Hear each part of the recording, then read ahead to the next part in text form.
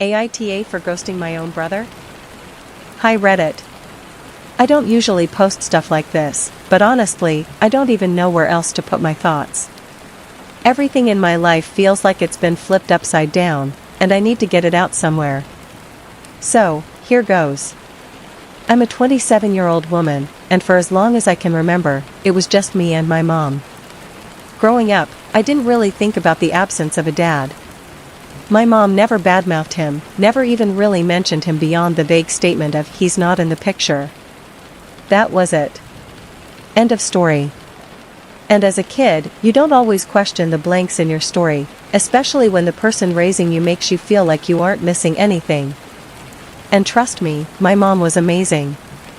She worked hard, sacrificed so much, and made sure I had the kind of childhood where I felt loved even if we didn't have a ton of money. Birthdays weren't extravagant, but she always made them special. Christmas was never about expensive gifts, but about traditions. Friday nights were our pizza and movie nights. She was my best friend, my role model, my entire family in one person. But then, a few months ago, she passed away. Suddenly. No warning, no long illness where I could prepare myself, no goodbye. One moment she was there, sending me a text asking if I wanted to come over for dinner, and the next moment, I was identifying her body in the hospital after a heart attack. Grief doesn't hit you all at once, at least not for me. At first, I was numb. I kept thinking, okay, she's gone, but I'm fine, I can handle this. Then I'd find myself reaching for my phone to call her and realize there was no one on the other end anymore. It felt like someone had ripped out a piece of my chest. I tried to cope. I went through the motions, funeral arrangements, sorting through her things, trying to figure out what moving forward was supposed to look like when the one person who always anchored you is suddenly not there. And that's when extended family started to come out of the woodwork. See, my mom wasn't super close with her siblings. She had 2 sisters and a brother, but they lived in other states and only visited every few years. Growing up, I'd met them a handful of times, but we weren't tight. After her death, though, they reached out more, checking in on me, sending care packages, sharing stories about my mom I'd never heard before. It was bittersweet, but also comforting. Then came the moment. I was on the phone with my Aunt Linda one evening. She was talking about how proud my mom would have been of me, how strong I was, and how much I reminded her of my dad's side of the family. I froze. My dad's side? I kind of laughed it off at first and said, "Wait, what do you mean my dad's side? I don't even know who my dad is." And then she went quiet. Like, dead silent. After what felt like forever, she said, "Oh honey, I thought you knew." I didn't know. At all. That's when she dropped the bomb. Apparently, my dad hadn't just vanished off the face of the earth. He wasn't some mystery man who left before I was born, like I'd always assumed. He was real, alive, and not only that. I had a half-brother. His name? Ethan. 28 years old. Just a year older than me. I remember my hands literally shaking as I sat on my bed, trying to process what she'd said. A half-brother? For 27 years, I'd been an only child. My mom never hinted, not once, that there was anyone else out there connected to me by blood. I asked my aunt a million questions. Who is he? Where does he live? What does he know about me? Why didn't my mom ever tell me? But she didn't have all the answers. Just that Ethan was from my dad's side, and apparently, he knew about me. That night, I couldn't sleep. I kept going over every memory with my mom, every time I'd asked about my dad and gotten that vague, not in the picture response. Why would she hide this from me? Was she protecting me from something? From him? Or was there some kind of big family drama I'd never been told about? The next day, I checked my Facebook messages and nearly dropped my phone. There it was, a message request from someone named Ethan. I stared at his profile picture. Dark hair, brown eyes, kind of familiar in a way I couldn't put my finger on. His message was simple. Hi, I know this might feel sudden, but I'm your half-brother. I've known about you my whole life, and I've always hoped we'd meet someday. I'm so sorry to hear about your mom. I'd love to talk, but only if you're comfortable. My first instinct? Skepticism. Honestly, my walls shot up instantly. Was this guy legit? Was he just some random scammer who'd heard about my mom's passing and was trying to take advantage of me when I was vulnerable? But then I looked at his profile. Real photos. A job listed. Friends tagging him in posts. It didn't look fake. And then I remembered what my aunt had said. I sat there staring at the screen for hours, rereading the message. Part of me wanted to ignore it. Pretend it didn't exist. My life was already messy enough with grief. Did I really want to invite a total stranger, even if he was technically family, into it? But another part of me, the part that was curious, the part that had spent her whole life with a missing puzzle piece, couldn't let it go. I replied. Just a short message, hi. My aunt mentioned you. I don't know what to say, but I guess, hi. And that was it. That tiny message started something I never could have prepared for. Over the next week, Ethan and I started messaging back and forth. At first, I kept it surface level. Where do you live? What do you do? He told me he lived about 2 hours away, worked in IT, and had a girlfriend he'd been with for 3 years. He never pushed. Never made me feel like I owed him anything. Every message ended with something like, only if you're comfortable, or no pressure, I just want you to know I'm here. I have to admit, that made me lower my guard a little. If he had come on strong, demanding to meet, insisting on telling me everything right away, I probably would have blocked him. But instead, he gave me space. Eventually, curiosity won. One night, I sent him a long message, okay, I need to know. How long have you known about me? What exactly do you know? And why now? His reply came fast. He said he'd always known he had a half-sister, me. Their dad, my dad, I guess, had told him when he was young, but apparently, my mom didn't want me involved. He said he respected that, even though he'd always wondered what I was like. And then he wrote something that really got to me. I didn't reach out sooner because I didn't want to cause problems for you or your mom. But when I heard she passed, I thought maybe now you'd want to know me. If not, I'll respect that. I didn't know how to feel. Angry? Sad? Relieved? Part of me was mad that this guy knew about me for years while I had no clue he even existed. But another part of me was intrigued. After a lot of thinking, and overanalyzing, because that's what I do, I finally agreed to meet him. Just once. Just to see. And that's where everything really began. So after weeks of cautious texting and second-guessing whether or not I was making the biggest mistake of my life, I finally did it. I met Ethan. And to my absolute shock, he wasn't anything like the nightmare scenarios I'd been cooking up in my head. I don't know what I expected, maybe some awkward guy who'd stare at me like I was a science experiment, or someone who'd make me feel like a stranger in my own life. Instead, he was amazing. I don't use that word lightly. I mean, here was this guy I had only exchanged a handful of messages with, someone I'd only known about for a few weeks, and yet, the second we sat down together, it felt natural. Easy. Like we were supposed to find each other. We met at this little coffee shop halfway between our cities.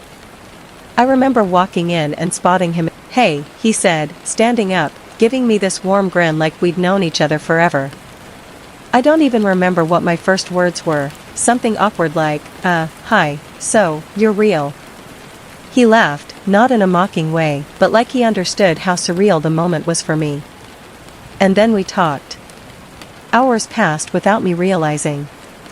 We covered everything, childhood stories, favorite foods, stupid things we'd done as teenagers, our taste in movies, which, by the way, was freakishly similar. Like, what are the odds we'd both be obsessed with the same obscure 90s thriller that nobody I've ever met in real life has even heard of? It felt eerie, almost like meeting a mirror version of myself in male form. By the time we parted ways, I was actually sad. I didn't want it to end. That first meeting turned into another. And another. Before I knew it, we were hanging out at least once a week. Sometimes more. He started coming over to my apartment. At first it was just casual, ordering takeout, watching movies, talking late into the night. But then he started doing little things that hit me harder than I expected. Like, he'd cook for me. Not just pasta or something basic, but actual meals. He showed up once with bags of groceries, took over my tiny kitchen, and made chicken parmesan from scratch. The smell filled my apartment, and for a moment, it felt like home again. Like my mom was there, fussing around, making sure I ate. He didn't just cook, either. He helped me with errands I'd been putting off since my mom died. Grocery shopping, organizing my storage closet, even assembling the bookshelf I had sitting in a box for months. It wasn't just the physical help, it was the way he noticed. He could tell when I was overwhelmed, when I needed someone to step in, and he just did it. No judgment, no strings attached. My friends noticed. One night, I had a small get-together at my place. Nothing big, just a few friends, some drinks, and Ethan happened to be there because he'd helped me carry stuff earlier. And honestly, he fit right in. Joked with them, made everyone laugh, even joined in on our dumb inside jokes. Later, one of my friends pulled me aside, smirking. "So, you and Ethan, huh?" I blinked. "What do you mean? You two look like a couple." "Seriously? The way he looks at you? The way you laugh at his jokes? Come on, spill." I laughed it off, heart racing. "He's my brother. Half-brother. It's not like that." But here's the thing, once she said it, I couldn't stop thinking about it. Because, sometimes, I did get butterflies. The way he'd smile at me, or the way he'd remember tiny details I'd mentioned in passing. The way he'd stand close enough that I could smell his cologne, warm and comforting. It wasn't like I wanted it to be romantic, God, no, that thought alone made me feel guilty and confused. But my body didn't seem to care about logic. I told myself it was just because I'd never had real family before. I'd grown up starved of those kinds of connections, and now that I had someone who cared, it made sense I'd cling to it. That had to be it. Right? I buried those thoughts as deep as I could. The weeks turned into months. Ethan and I became inseparable.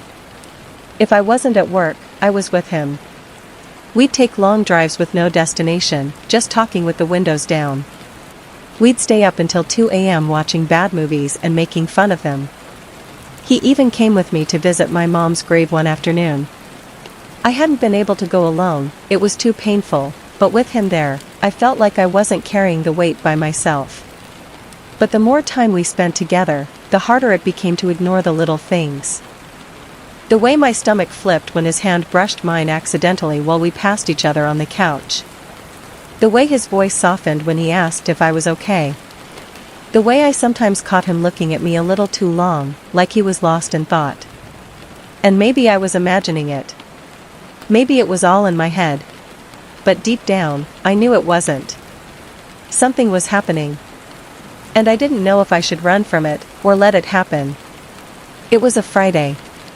I remember because I'd just wrapped up a horrible work week and wanted nothing more than to curl up with takeout and a mindless TV show. I wasn't expecting company, but then my phone buzzed. It was Ethan. "Hey, you home?" I typed back, "Yeah, why?" No answer. 5 minutes later, I heard a knock at my door. When I opened it, the first thing I noticed was the smell, alcohol. He wasn't falling over drunk, but he was definitely more than tipsy. His eyes were glassy, his shirt wrinkled, and his usually easy grin was nowhere to be found. "Hey," I said cautiously. "You okay?" He brushed past me without answering, collapsing onto my couch like the weight of the world was crushing him. I shut the door slowly, already feeling uneasy. That's when he started talking. Rambling, really. About how life wasn't fair, how he felt like a failure, how he'd tried so hard to start something of his own and it had all gone wrong. I sat down across from him, trying to piece together what he was saying. Eventually, it came out. Debt. Lots of it. Apparently, he'd sunk money into some kind of small business, something about tech equipment, clients who never paid, contracts that fell through. And now? He was in over his head. Debt collectors were calling. He was terrified of losing everything. And then he looked at me. Not just looked, stared. Like I was the answer to all his problems. "I need your help," he said, voice thick with desperation. "Please. I don't know who else to turn to." I swallowed hard. "Help, how?" That's when he said it. "Loan me 10 grand. Just until I get back on my feet. I'll pay you back, I swear." $10,000. I just sat there, stunned. My brain immediately went to the only money I had that even came close to that amount, the life insurance payout from my mom's death. The money I had promised myself I wouldn't touch unless it was a true emergency. My safety net. My only real cushion in this world. "Ethan," my voice cracked. "That money isn't for, it's not. I can't."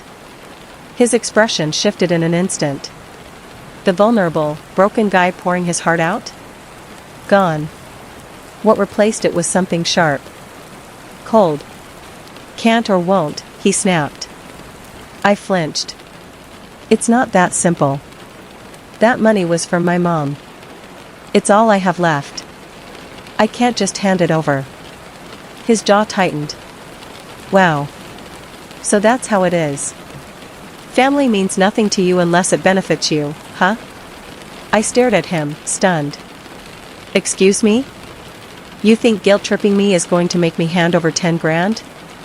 You don't get it," he said, his voice rising. "I've been there for you.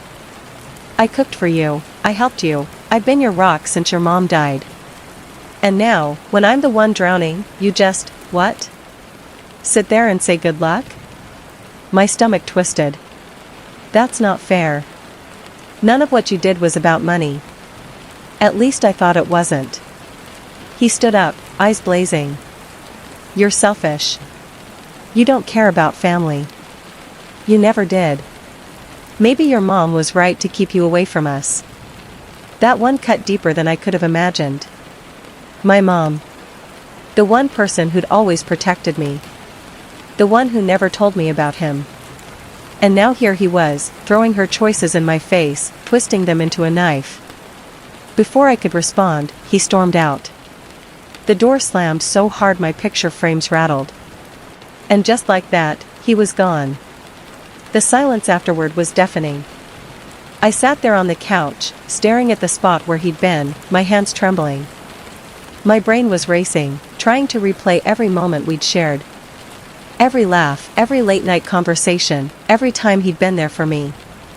Had it all been fake?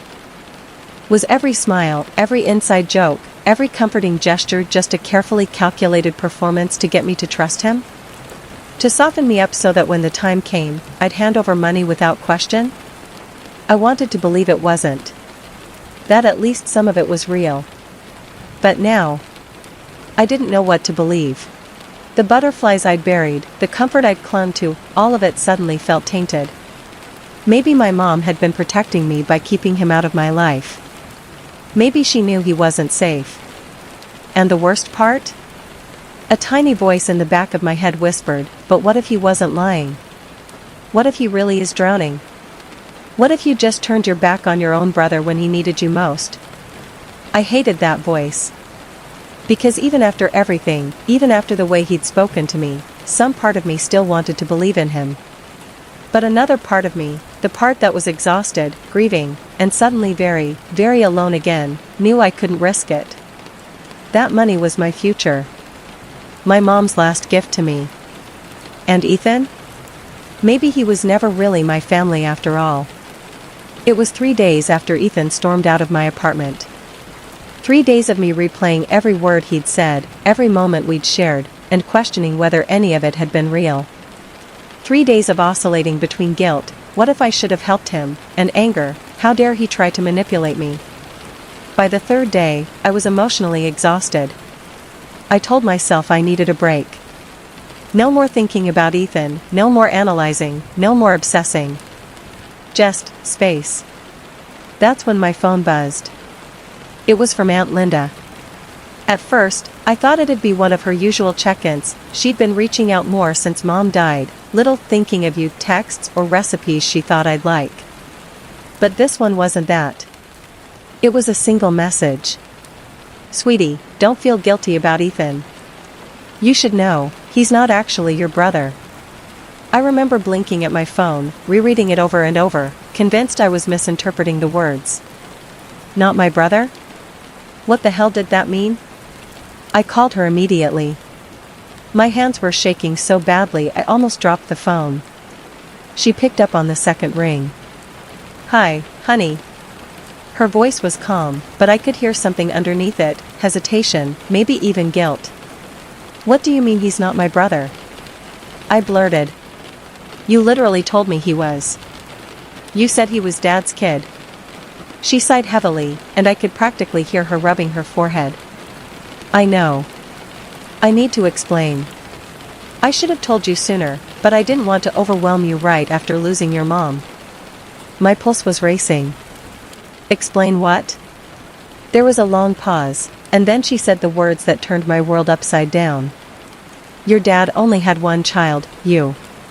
Ethan isn't related to you at all. He's the son of one of your mom's old boyfriends. Not your dad's. Not family. I swear I felt the room spin. Not family. What? My voice cracked. But, he said, you said. I know, she said quickly. It was a mistake on my part. When I first mentioned him, I assumed you already knew the backstory. I thought your mom had told you. But I realize now she probably kept that from you for a reason. My stomach was in knots. So, you're saying he lied? About being my half-brother? Yes, she said firmly. He's known about you for years, though. He and his mom used to live near your mom when you were a kid. He's always been interested. And when he heard about your mom passing, I guess he saw an opportunity. I couldn't breathe. It all clicked at once, the butterflies, the weird attraction I'd buried, the way he'd slipped so seamlessly into my life. It wasn't some forbidden sibling chemistry I had to repress. It was attraction. Real attraction. And he had known exactly what he was doing the entire time. He fabricated the half-brother story. He inserted himself into my life under false pretenses. He gained my trust, my grief, my vulnerability, and then tried to exploit me for money. I felt sick. Literally, I thought I was going to throw up right there in my apartment. That night, I didn't sleep. Every memory of Ethan played like a horror reel in my mind, except now, everything looked different under this new light. The way he smiled at me. The way he brushed his hand against mine. The long looks. The family comments. None of it was innocent. He knew. He knew. And worse, he used it. He used my grief, my loneliness, my desperate need for connection, and twisted it into something that served him. I thought back to my mom. To how fiercely private she'd been about my dad, how she'd never told me about Ethan. Maybe she'd been trying to protect me all along. Maybe she knew what kind of person he was, even back then. And now, without her, I had walked right into his trap. The next morning, I got another message. From Ethan. We need to talk. Please. I'm sorry about the other night. I didn't mean what I said. Can I come over? I stared at it for a long time. My first instinct was rage. How dare he?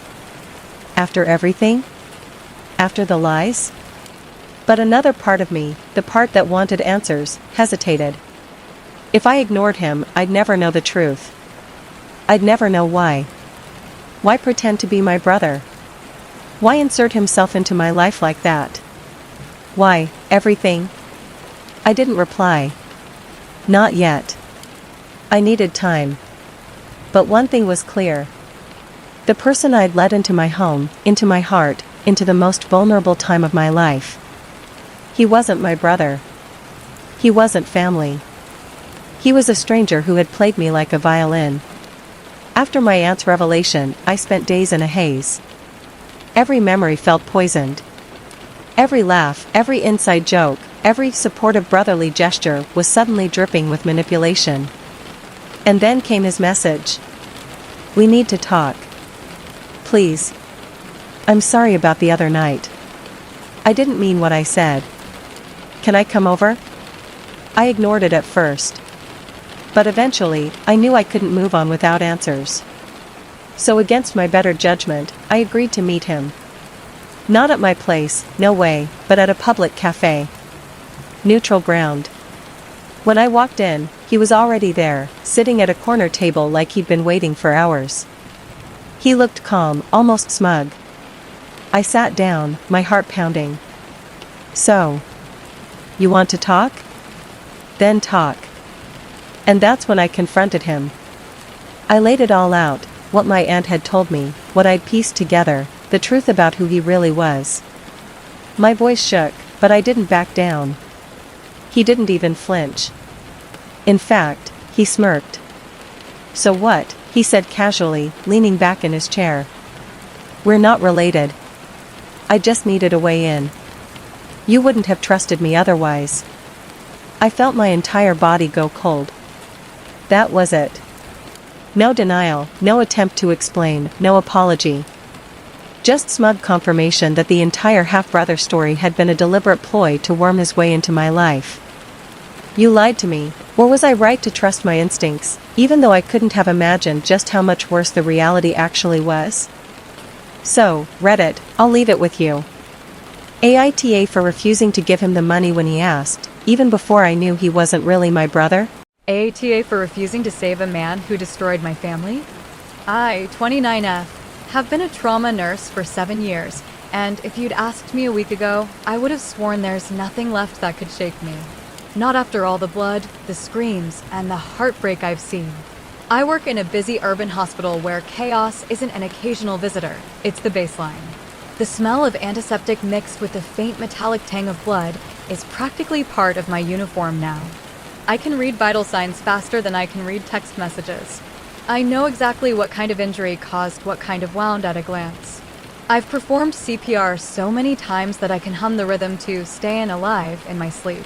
But this night carved itself into my bones.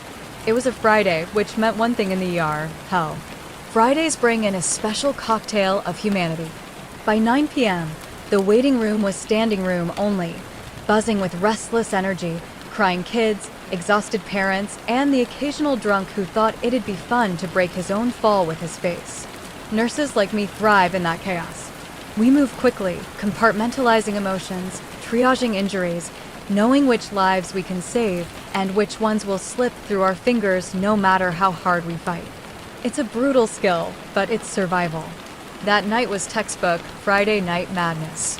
I'd already treated a guy who tried to open a beer bottle with his teeth and lost, a car crash victim with a broken femur, and a college kid who accidentally swallowed a glow stick.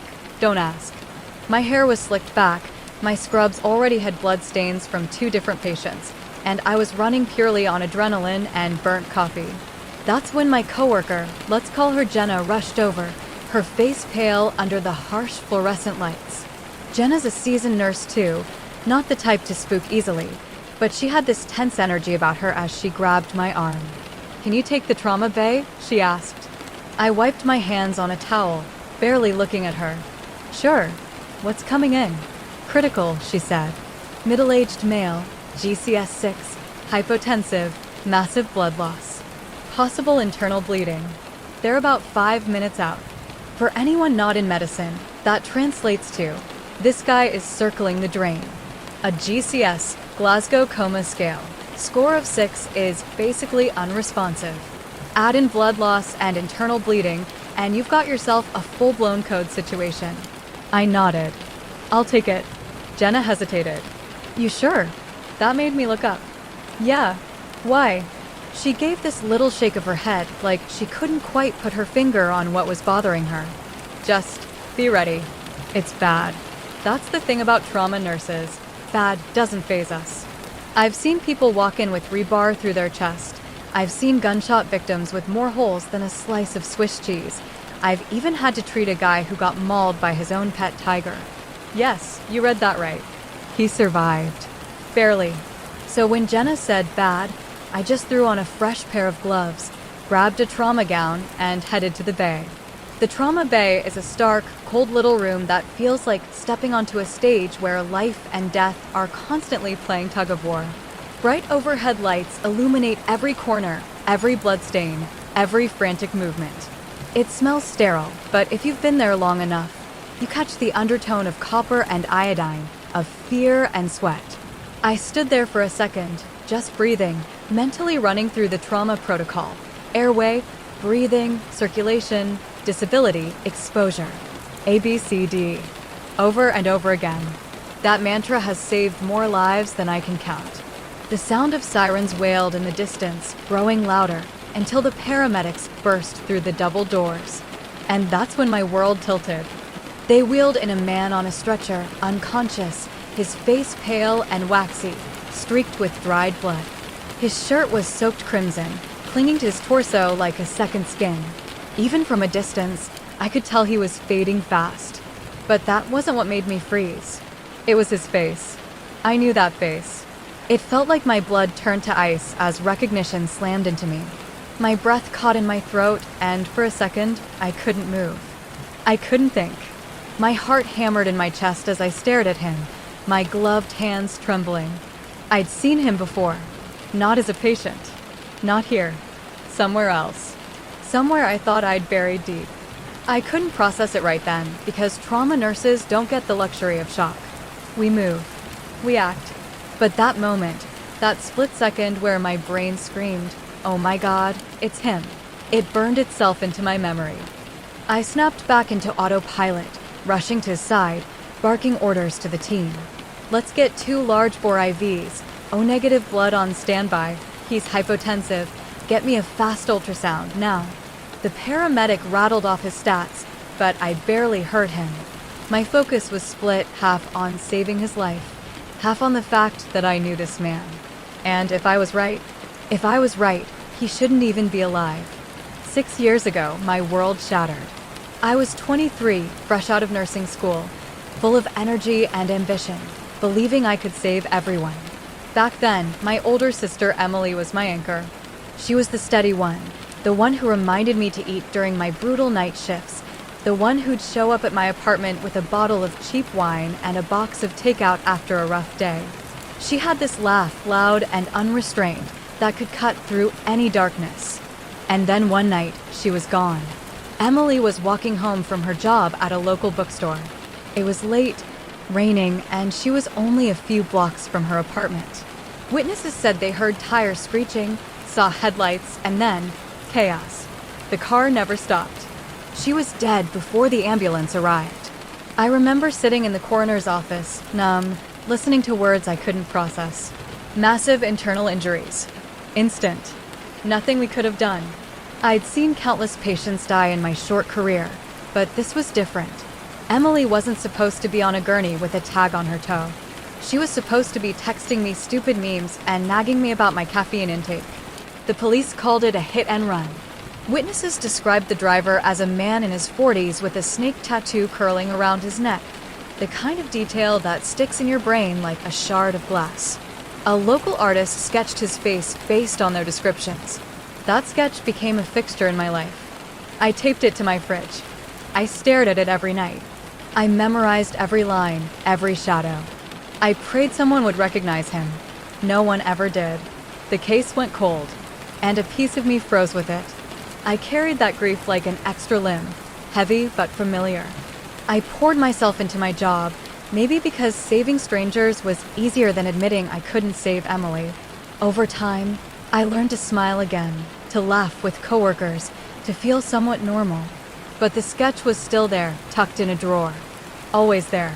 And now, that sketch had come to life. The trauma bay was chaos, alarms beeping, monitors flashing, the smell of blood thick in the air. The surgeon, Dr. Park, barked orders like a general commanding troops. Get a line in. Prep for intubation. Someone get a pressure bag on that blood stat. Everyone moved with military precision, muscle memory kicking in. But I couldn't move, because the man bleeding out on that stretcher was him. Same face, same tattoo coiled like a serpent around his neck, peeking through streaks of dried blood. His chest rose and fell in shallow, ragged breaths. He was pale, sweaty, half dead already. And suddenly, I wasn't a nurse anymore. I wasn't in scrubs under fluorescent lights with a team counting on me. I was a 23-year-old girl again, standing in the rain, screaming Emily's name, begging her to wake up while strangers held me back. My heart pounded so loud it drowned out everything else. The surgeon's voice broke through the haze. Nurse, transfusion now. I blinked. The team was looking at me, waiting for me to hang the blood. I grabbed the bag, my gloves trembling, but my mind was spiraling. I had his life in my hands. The man who killed my sister was dying right in front of me, and I could save him, or I could let him die. I wish I could tell you that the decision was easy, that all my years in medicine and all my oaths to preserve life made the choice for me. But in that moment, my hands hovered over the supplies, frozen, and for the first time in my career, I hesitated.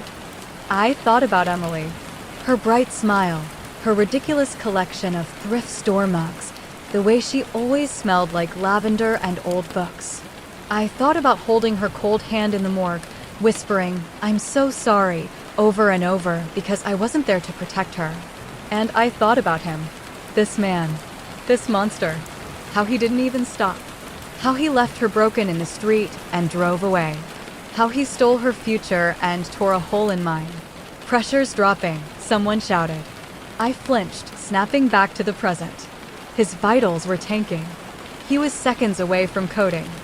My gloved hand tightened around the tubing. The room was spinning. I could end this. I could watch him bleed out and no one would ever know. The thought hit me like ice water. Because they wouldn't. No one would question a trauma patient dying. Not with wounds like his. Not with vitals like these. It would be tragic, yes, but expected. All I had to do was nothing. Just stand there. I looked at his face again, pale and slack, blood pooling beneath him, and for a split second, I almost convinced myself it would be justice. Not revenge. Justice. Emily's justice. But then I saw something else. Not his face, Emily's. Emily's laugh. Emily's kindness. Emily's fierce sense of right and wrong. I could almost hear her voice. You don't get to choose who lives or dies, sis. Not like this. My stomach twisted. My hands shook harder. Transfusion. Dr. Park's voice cut through my haze, sharp and commanding. Now, nurse. I swallowed hard, forcing my body to move. I spiked the bag, connected the tubing, and hung the blood. My fingers worked on autopilot, muscle memory taking over as I set up the pressure bag and started the transfusion. The team didn't notice my hesitation. They were too busy saving his life. And now, so was I. He stabilized barely. His blood pressure crept up, his heart rate slowed, and the monitors stopped screaming. He was still critical, still circling the drain, but for now, he wasn't dying. I should have felt relief. Instead, I felt sick, because I just saved the man who killed my sister. I stepped out of the trauma bay as the surgical team prepped him for the OR. The hallway outside was dimmer, quieter, but I couldn't stop shaking. I leaned against the wall, trying to catch my breath, but the weight of what just happened crushed me. All these years, I thought I wanted closure. I thought I wanted justice. But standing there, covered in his blood, I realized I didn't even know what that meant anymore. And now he was alive. Alive and in my hospital. That's when I made a decision. I wasn't just going to save him. I was going to make sure he never got away again. No one in that trauma bay knew. Not the surgeon, not the respiratory therapist, not the paramedics who'd wheeled him in covered in blood. No one had any idea that the man bleeding out on the table wasn't just another nameless victim of some late-night chaos. He wasn't just male, mid-40s, unknown ID, GCS 6, probable internal bleeding. He was Emily's killer, and I was Emily's sister. The room was a flurry of movement, organized chaos in its purest form. Monitors beeped in frantic warning, the kind of rapid, high-pitched alarms that signal someone is on the edge of dying. Gloved hands passed instruments, for bags, and syringes back and forth in a silent dance of precision. The trauma surgeon, Dr. Park, was calm but commanding, her voice cutting through the tension. "I need that blood hung yesterday. Pressure's 60/40. We're losing him." Everyone was focused, eyes locked on their tasks. No one saw me standing there, frozen, blood pounding in my ears, staring at the man's face. The tattoo on his neck, a coiled serpent, mouth open, fangs bared, gleamed under the harsh fluorescent light. That same snake had haunted me for 6 years. It wasn't just ink. It was a symbol of evil burned into my memory, a brand that marked the man who destroyed my family. And now here he was, gasping out what could very well be his final breaths, while I had the power to decide whether he took another one. A part of me, the dark, vengeful part that I didn't even know I had, whispered softly, "This is justice." If I hesitated just a moment longer, if I moved a little too slow, if I let gravity and blood loss do their work, Emily's killer would die right here on this table. There'd be no trial, no jury, no plea deals. Just a silent kind of cosmic retribution. That whisper was intoxicating. But then came another voice, louder, sharper, ingrained into my very bones after 7 years in trauma nursing. "You save lives. That's your oath. You don't choose who deserves to live." I could practically hear my old nursing professor's voice in my head. "You're not God. You're a nurse. Remember that." My heart was a war drum in my chest as I hovered over the blood bag, trembling. My training screamed at me to act. My grief begged me not to. The monitors beeped louder. The patient's blood pressure dropped again. His heart rate was erratic, spiking and plummeting like a roller coaster. "Hang that blood now," Dr. Park barked, snapping me out of my daze. "We're seconds away from losing him." I looked down at him, at his pale face, slack jaw, blood pooling beneath his head. His breathing was shallow, mechanical, barely there. He was so close to death I could almost see the life leaving him.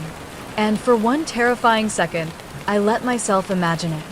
Imagine Emily's face, smiling somewhere, finally at peace. Imagine my family getting closure, even if they never knew the truth. Imagine the sketch coming down from my fridge for good, replaced by something lighter, something that didn't feel like a curse. All I had to do was nothing. One hesitation, one slip of the hand, one deliberate mistake. No one would question it. He was already bleeding out. Trauma patients like him don't always make it, even when we throw the whole world at them. I'd seen worse injuries take lives in less time. If I stood here, frozen just a little longer, he'd be gone, and nobody would suspect me. But then I thought about Emily again. Not just Emily, the victim. Emily, the person. Emily, who used to volunteer at the animal shelter every Saturday morning, even when she was exhausted. Emily, who always insisted on helping people, even when they didn't deserve it. Emily, who'd scold me for giving a rude customer that look when I was a teenager working at a cafe. Emily, who believed in justice, not revenge. She wouldn't want this. And suddenly I hated him even more. Not because he'd killed her, but because even now, even here, bleeding out on my table, he still had this power over me.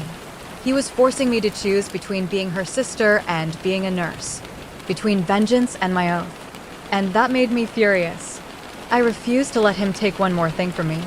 I grabbed the blood bag and worked with the speed and precision I drilled into myself over years of trauma care. Spike, connect tubing, prime line, pressure bag, hang, blood going in. I called, my voice steady now, even though my hands still trembled under my gloves. The team moved around me like a well-oiled machine, no one noticing the war I'd just fought in my own head. Dr. Park focused on getting control of the bleeding. The respiratory therapist adjusted the ventilator. Another nurse pushed meds to stabilize his blood pressure. Bit by bit, we pulled him back from the brink. I wish I could say I felt relief. I didn't. I felt hollow, because I'd just saved him. And now I had to live with that choice. As the team wheeled him out of the trauma bay and toward the OR, I stepped back, pressing myself against the cool wall, trying to slow my racing heart. The hallway outside was quieter, dimmer, but it didn't feel any less suffocating. I ripped off my gloves and gown, tossing them in the biohazard bin, and stared at my shaking hands. His blood was still on them. Emily's killer's blood. I thought saving him would feel noble, like I'd done the right thing. Instead, it felt like I'd just made a deal with the devil. When I finally walked to the nurse's station, I forced my face into a neutral mask. No one could know. No one could suspect what was running through my head. But I knew one thing for certain. This wasn't over. He was alive, and he was in my hospital. And if the justice system had failed Emily 6 years ago, maybe I'd get another chance to make things right. When we finally stabilized him enough for surgery, it was like a collective exhale swept through the trauma bay. His blood pressure had crept back into the realm of survivable. His breathing had steadied, helped along by the ventilator. His skin still looked ghostly pale under the fluorescent lights, but he was alive. Alive enough to hand off to the surgical team, who rushed him down the hall to the OR. The moment the door swung shut behind him, the adrenaline that had been coursing through my veins all night began to crash. My knees felt weak, and for the first time in hours, I noticed how badly my hands were shaking. I slipped into the break room, a tiny square of linoleum with a flickering light bulb, a couple of chairs, and a perpetually empty coffee pot. The smell of burnt popcorn lingered, like it always did. Normally, this room was a haven, a place to breathe between traumas, to sip lukewarm coffee and scroll through mindless TikToks. Tonight, it felt like a confession booth. I sat in one of the plastic chairs, my scrub stiff with dried blood, and buried my face in my hands. I couldn't stop replaying the scene in my mind. Me, standing there frozen, debating whether to let him die. Me, seeing Emily's face in my mind's eye, hearing her laugh, and then feeling this tidal wave of rage and grief so strong I could hardly breathe. Me, almost crossing a line I'd sworn never to cross. 7 years of training, of ethics drilled into my head of, first, do no harm, and yet, for those few seconds, I'd thought about it. Really thought about it. And the worst part? It had felt tempting. The guilt gnawed at me like a living thing. I'd done my job, I'd saved him. But my heart felt heavy with shame that I'd even hesitated. I was supposed to be better than that. Nurses don't choose. We save who we can, no matter who they are. Even monsters. I rubbed my face and took a shaky breath, trying to calm the storm inside me. My shift wasn't over, and I had other patients who needed me. I didn't have time to spiral. That's when the ER doors swung open and I saw her. A detective. She was tall, maybe mid-40s, with sharp eyes and an expression that said she'd seen it all. Her dark hair was pulled back in a low ponytail, and her plain blazer looked out of place among the chaos of scrubs and paramedic uniforms. I watched her scan the room before locking eyes with me. She approached quickly, moving with a kind of quiet authority that made my pulse quicken. "You're the trauma nurse on that incoming GSW and stab victim?" she asked. "Yeah," I said, my voice hoarse. She glanced around, then gestured for me to step aside. I followed her into a quieter corner of the hallway, away from the ringing phones and rolling gurneys. Her voice dropped to a whisper. "We got him." I blinked. "Got who?" She tilted her head slightly, her gaze steady. "The guy in surgery. We've been looking for him for weeks. He's the key witness in a case we've been building for years." I frowned, not following. "Key witness." She nodded. "He was going to testify tomorrow. Against a very dangerous man. The leader of the Stone Vipers. Ring any bells? The Stone Vipers. A gang name I'd heard whispered around the hospital plenty of times, usually when we got patients with suspicious injuries and no one willing to talk. And then something clicked in my brain. A name. A face. A case. Emily's case. My stomach dropped. The detective leaned closer. "That gang leader? He's responsible for multiple homicides, including one 6 years ago. Young woman, bookstore employee. Hit and run made to look like an accident." My breath caught in my throat. "Emily," I whispered. The detective's eyes softened. "She was your sister." I couldn't speak. I just nodded, numb. She sighed. We've been trying to nail him for years. This witness is our only shot. He saw everything. He was willing to testify, even though it put a target on his back. Tonight wasn't random, he was ambushed. They wanted him dead before tomorrow. The room seemed to tilt around me. The man I thought was Emily's killer was actually her only chance at justice. If I had hesitated a moment longer, if I'd let him bleed out, Emily's killer would have walked free. Forever. I leaned back against the wall, my heart hammering so hard it hurt. My voice cracked, and I swallowed hard. I almost didn't save him. The detective studied me, her sharp eyes softening just slightly. But you did. Tears burned my eyes, and I blinked them back. I thought he was the one who. She shook her head firmly. He's not. And thanks to you, he's alive. Which means we might finally put the real killer away for good. The weight of her words crashed over me like a wave. I'd been so sure. So certain that fate had handed me Emily's killer on a silver platter. That all I had to do was nothing and justice would be served. But the truth was so much uglier, so much more complicated. I'd almost killed the only person brave enough to stand up to Emily's murderer. I felt sick. I sank into a nearby chair, pressing my palms to my eyes, trying to steady my breathing. The detective crouched in front of me. Listen, I know this is a lot to take in, but you saved him. That's what matters. You did your job, and because of you, we have a real shot at getting justice for your sister. Justice. The word felt foreign in my mouth. I'd stopped believing in it years ago. And yet, maybe this was it. Maybe this was the moment I'd been waiting for all these years. Hours later, when the surgical team finally reported that he'd made it through, I felt a mix of exhaustion and something I hadn't felt in a long time, hope. For 6 years, I'd been carrying Emily's ghost like a weight on my chest, convinced that the man who killed her would never pay. And now, because I'd done the one thing my oath demanded, even when my heart wanted something else entirely, there was a chance. A real chance. That night, as I finally sat alone in my car in the hospital parking lot, the sun just starting to rise over the horizon, I thought about Emily. I thought about how close I'd come to making a choice I could never undo.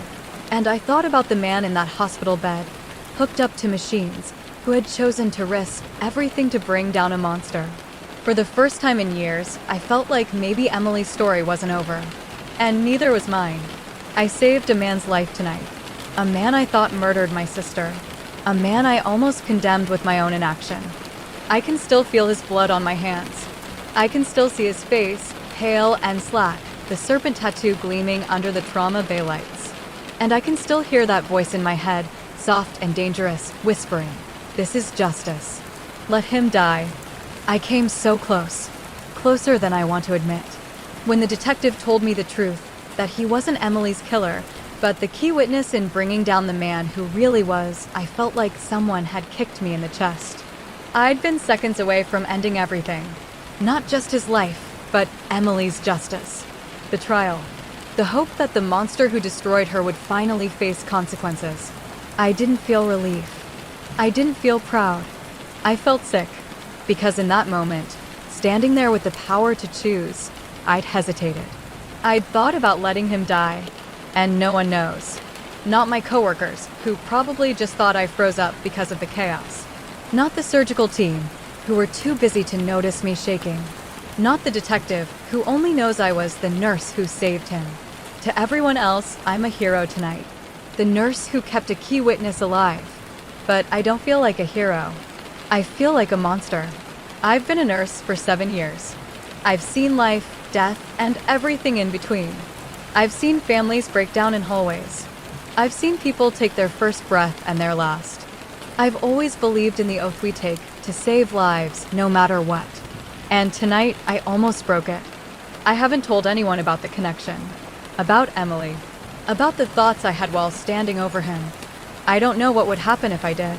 Would I get fired? Arrested? Shunned? Or would people understand? Because for 6 years, I've carried the grief and rage of losing my sister to a faceless man who vanished into the night. For 6 years, I've been haunted by a sketch and a tattoo. And tonight, when I finally saw that tattoo in the flesh, All I could think was that fate had handed me the man who stole Emily from me. But it hadn't. And I almost made a choice I can't even admit out loud. I keep replaying that moment. The monitors screaming. The surgeon yelling for blood. My hands trembling.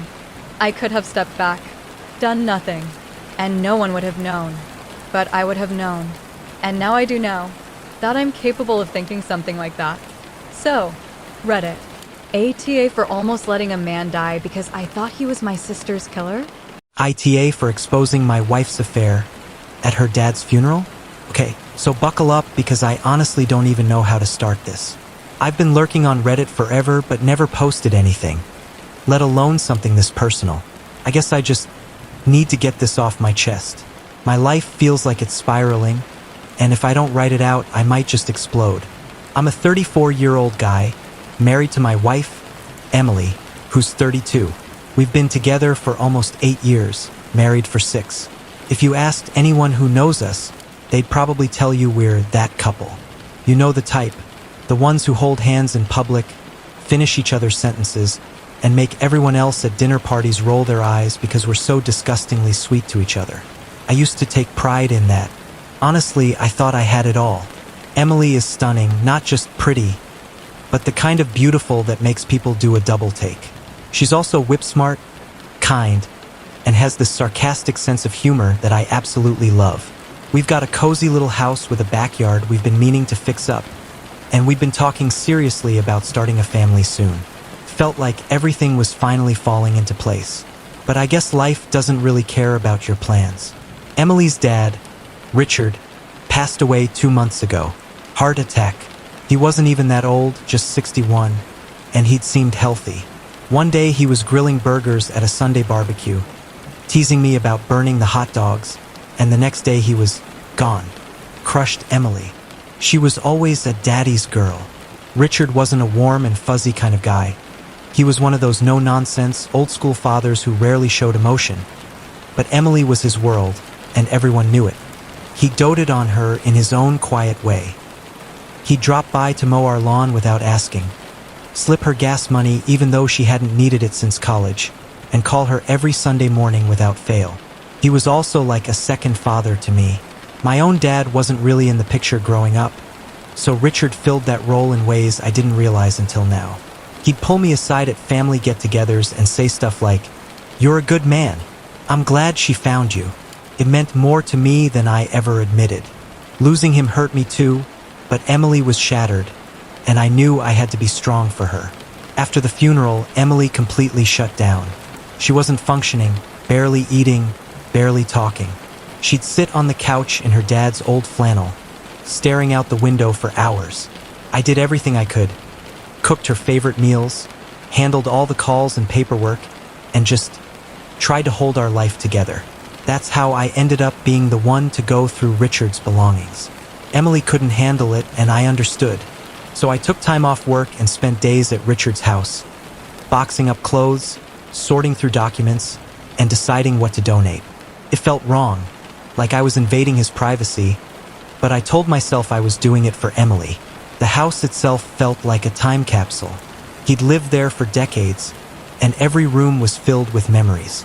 Family photos on the mantle, his favorite recliner with a worn-out cushion, the smell of his aftershave lingering in the bathroom. It was eerie, but I tried to push through, and that's when I found it. It was in his office, in a locked drawer of his desk. I almost didn't notice it at first because the desk was a mess of old receipts, bills, and random junk. The drawer had one of those cheap little locks, and I found the key taped under the desk. Inside was a manila envelope. Nothing else. Just this thick envelope with my name scrawled on the front in Richard's handwriting. At first, I thought maybe it was some kind of letter. Maybe he'd written something for me in case something happened. My heart actually swelled a little because that would have been so like him. This tough guy who struggled to say how he felt but always found small ways to show it. But when I opened it, I felt my stomach drop. Inside were photographs, and not the kind you'd expect. I won't get into detail just yet because I'm honestly still processing it, but they weren't normal family photos or happy memories. They were shocking, disturbing, and they involved Emily. I remember just sitting there in that dark, dusty office, staring at those photos, feeling like the walls were closing in on me. My hands started shaking so badly I almost dropped them. It was like someone had ripped the floor out from under me. I thought I knew my wife. I thought I knew her family. But suddenly, everything I believed about them, about us, felt like a lie. That's where I'll pause for now because this is already getting long. And honestly, I need to figure out how to even tell the rest of this. There's so much more. Things I discovered after that moment. Things I wish I could unsee. All I know is that envelope changed everything. I couldn't shake the feeling that opening that envelope was just the tip of the iceberg. I sat there in Richard's dusty office for what felt like hours. The late afternoon sunlight creeping through the blinds in thin, accusing slits. The air felt heavier, thicker, like I was breathing in dust and secrets. My hands wouldn't stop trembling. I kept thinking maybe I'd misunderstood what I was looking at. That somehow there was a logical explanation for those photos. Emily had always been close with her dad. Everyone knew that. But these weren't normal family moments. These were intimate in a way that made my skin crawl. I couldn't make sense of it. I shoved the photos back into the envelope and leaned back in his old swivel chair, trying to calm myself down. Maybe grief was making me see things that weren't really there. Maybe these weren't even pictures of Emily. Maybe they were some old girlfriend Richard had before meeting her mom, and I was just projecting because they looked similar. That's what I told myself, over and over. But then I noticed the box. It was shoved all the way to the back of the closet, under a stack of old tax documents and a torn-up suitcase. It was labeled, in thick black Sharpie, with just one word, private. The second I saw that word, my gut twisted. Something about the way it was written, big block letters underlined twice, felt ominous like a warning. I probably should have left it alone. Closed the closet. Walked away. Pretended I'd never seen any of this. But something inside me needed answers. I felt like I was standing on the edge of a cliff, staring down into a darkness I didn't understand, and I couldn't stop myself from stepping closer. The box was heavier than I expected. When I set it on the desk and opened the lid, a faint smell hit me. Paper, old perfume, maybe a hint of cigarette smoke. Inside were stacks of yellowed envelopes and notebooks tied with twine. At first glance, it looked like harmless memorabilia. But the first letter I picked up made my stomach turn. It was written in Emily's handwriting. I'd recognize it anywhere. The slightly loopy way she wrote her Y's. The tiny hearts she sometimes added over her I's. I thought maybe it was just a letter she'd written to her dad during college or something sweet she'd given him for Father's Day years ago. But as I read, my throat tightened. It wasn't sweet. It wasn't normal. I'll always be yours. No one makes me feel as safe as you do. I can't wait until our next weekend away. The words blurred as I read them over and over, my heart pounding so loudly I thought I'd be sick. At first, I tried to rationalize it. Maybe weekend away meant some kind of family trip. Maybe I'll always be yours was just a daughter expressing love to her father in a dramatic way. But the tone was wrong. It was intimate, romantic, and unmistakably sexual in some places. I felt my chest tighten, my breath coming in shallow gasps. I tore through the box, letter after letter, each one worse than the last. There were references to a cabin and late nights, and lines so explicit that I had to stop reading for a moment, just to gather myself. I told myself this couldn't be true. Emily loved her dad, yes, but she also adored her mom. I'd seen them hug, laugh, share wine nights together. Their family seemed normal. But then I saw the photos. A stack of Polaroids, wrapped in a rubber band. I held them in my shaking hands, slowly flipping through each one. Emily, in a hotel room, on a bed, laughing, her hair spilling across a pillow. Emily, holding hands with a man over dinner, candles flickering in the background. Emily, kissing him in the corner of a parking lot, their bodies pressed close. My mind screamed at me to stop looking, but I couldn't, not until I saw his face. At first, I didn't recognize him. He was older, maybe late 50s, early 60s. Gray hair, well-dressed. There was something familiar about him, though, something that nagged at me like a splinter. I stared at one of the clearer photos for what felt like an eternity, trying to place him. And then it hit me like a freight train. It was Tom, Richard's best friend. The man who'd been like an uncle to Emily her whole life. The guy who'd sat next to me at the funeral, tears streaming down his face, hand on my shoulder as he whispered, "She was his everything." I felt bile rising in my throat. The letters, the photos, the tone, the trips. It wasn't just her father. There was someone else, him. Suddenly, my entire body went cold. The funeral. The way Tom had hugged Emily for a little too long, whispering something in her ear that made her eyes well up. The way he'd offered to help out around the house while she was grieving. The way she clung to him when he said goodbye, burying her face in his shoulder. At the time, I'd thought it was just grief. Family grief. But now I wasn't so sure. My hands were shaking so badly that I dropped the stack of Polaroids, scattering them across the desk and floor. The sound echoed through the empty house, and for a split second, I was sure someone was going to walk in. I froze, listening for footsteps, but the house was silent. I crouched to pick them up, and that's when I noticed something else in the box. A small, leather-bound notebook. Unlike the letters, this wasn't tied up or hidden in an envelope. It looked newer, the pages crisp and white. My heart hammered in my chest as I opened it. It was a journal, and it wasn't Richard's handwriting. It was Emily's. By the time I got home that night, it felt like my body was on autopilot. I'd spent the entire drive replaying everything over and over in my head. The letters, the photos, Tom's face, Emily's handwriting in that notebook, each word cutting into me like a knife. My mind was screaming at me, telling me I needed to confront her right then and there, but another part of me, the part that still loved her, hesitated.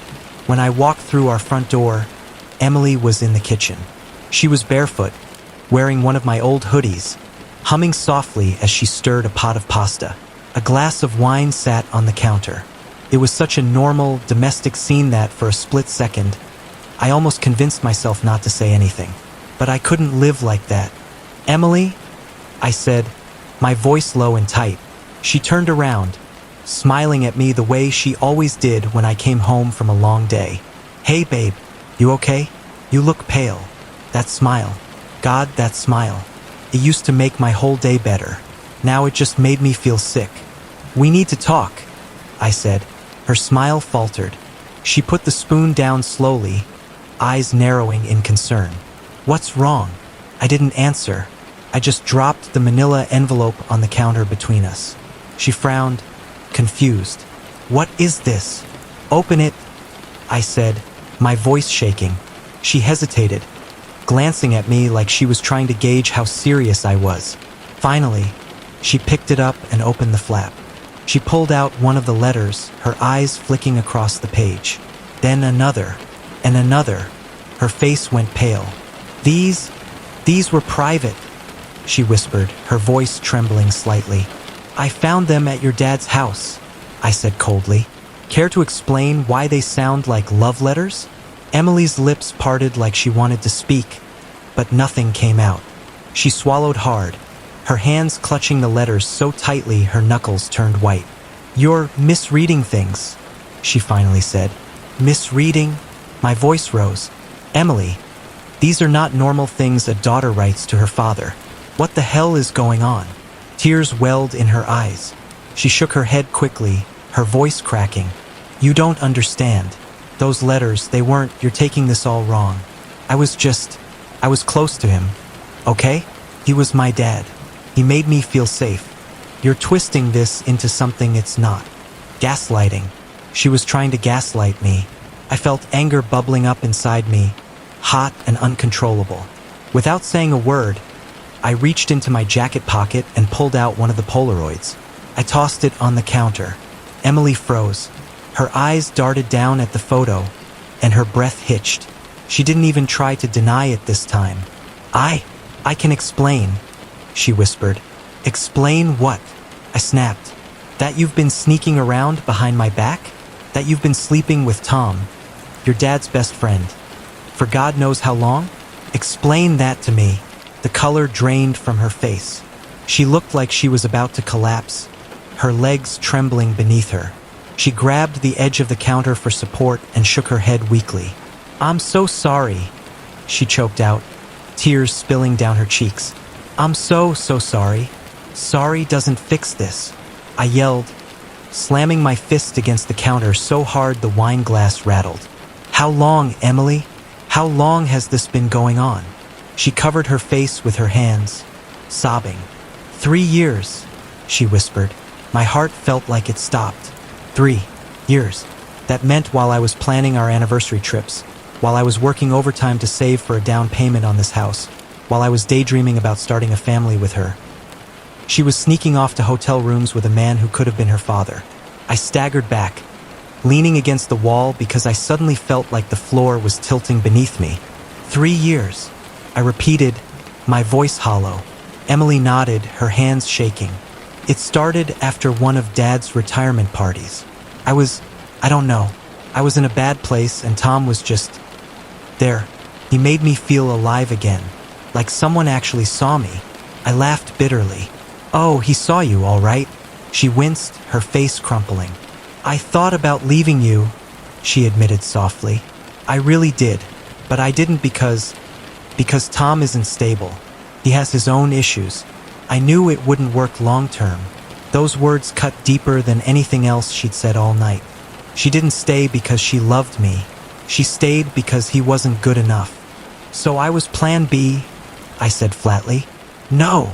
She shook her head violently, stepping toward me. "You're not plan B, you're my husband. I love you." "I don't." My voice cracked. "Don't you dare say that." She froze, tears streaming down her cheeks. We stood there in silence, the smell of pasta burning on the stove filling the kitchen, neither of us moving to turn it off. Finally, Emily broke the silence. "Please," she whispered, "please don't tell anyone. Not Mom, not my brothers. Dad's death has already destroyed them. If they knew about this, about me and Tom, it would kill them. Please, just keep this between us." I stared at her in disbelief. She'd destroyed me. She'd ripped my heart out, crushed every ounce of trust one had. And now she was asking me to help her protect her image? But I didn't have the energy to fight anymore. "Fine," I muttered, my voice hollow. "I won't say anything." Emily collapsed into sobs, clinging to me like I was her lifeline. I didn't hug her back. I just stood there, stiff and numb, staring at the wall while she cried against my chest. And for the next 2 weeks, I kept my word. I went to work. I came home. I made dinner. We watched TV like nothing had happened. On the outside, we were still that couple, smiling at neighbors and posting cute photos online. But every time I looked at her, all I saw were those letters, those photos, her laughter in Tom's arms. Every time she touched me, I wanted to recoil. Every time she said she loved me, I wanted to scream. I was living with a stranger, and something inside me was slowly breaking. Grief does strange things to time. The weeks between Richard's death and his funeral crawled and flew by at the same time. Every day felt heavy, like I was dragging chains around with me. Emily, meanwhile, was a master performer. She moved through those 2 weeks like an actress on stage, weeping at the right moments, hugging relatives with trembling hands, whispering about how she didn't know how to go on without Dad. If I didn't know the truth, I might have believed her. But I did know, and every moment of her act just made my skin crawl. The morning of the funeral, I put on the suit Richard had given me for my wedding. As I adjusted my tie in the mirror, I barely recognized the man staring back at me. Sunken eyes, clenched jaw, a storm brewing behind them. I told myself I'd keep it together. I'd read the short, respectful speech I'd written. Honor the man who had, for all intents and purposes, been like a father to me. Then I'd go home and try to figure out what the hell to do with my marriage. That was the plan. But grief doesn't care about plans. The church was packed. People filled the pews shoulder to shoulder, tissues clutched in hands, heads bowed. Richard had been a respected man, and the turnout showed it. The air was thick with the scent of lilies and candle wax. Soft organ music played as family and friends shuffled into place. Emily sat beside me in the front row, clutching my hand so tightly it hurt. She was pale, trembling, but her eyes glistened with tears that looked perfectly timed for the occasion. Every once in a while, she'd lean into me, burying her face against my shoulder, and I had to bite down on the inside of my cheek to keep from recoiling. 2 rows behind us, I saw him, Tom. His silver hair was neatly combed, his suit crisp, his expression the picture of solemn grief. To anyone else in that room, he was just the loyal best friend mourning the loss of a brother. But to me, he was a vulture, a fraud, a man who had destroyed my marriage in the shadows, now sitting there pretending to be devastated. The longer I looked at him, the more my hands clenched into fists. When it was Emily's turn to speak, she walked up to the podium with shaky steps, dabbing at her eyes with a tissue. The room hushed, all eyes on her. She began her eulogy, her voice breaking as she spoke about her father. My dad was my rock, my protector, my guide. He taught me what love looks like, what strength looks like, and he never let me forget how proud he was of me. Her words floated through the air like incense. People sniffled, wiped their eyes. Even the priest nodded solemnly. Emily's tears flowed beautifully, tragically, like a scene ripped out of a movie. I sat there, stone-faced, my stomach twisting with every sentence. I could feel my pulse pounding in my temples, my jaw locking tighter with every passing second. She was standing up there painting herself as the perfect daughter, painting Richard as the perfect father, while the truth, the disgusting, revolting truth, burned a hole in my chest. By the time she stepped down, embraced by sobbing relatives, I was on the verge of shaking apart. And then it was my turn. I walked up slowly, my footsteps echoing against the tile. My speech, neatly folded in my jacket pocket, felt like it weighed 100 pounds. I unfolded it at the podium, cleared my throat, and looked out at the sea of faces. For a moment, I tried. I really did. Richard was an incredible man. I began, my voice steady despite the chaos inside me. He was kind, strong, someone I respected deeply. He welcomed me into his family like one of his own, and I'll always be grateful for that. The words sat heavy in the air. The crowd nodded, murmured softly. Emily's eyes glistened with gratitude.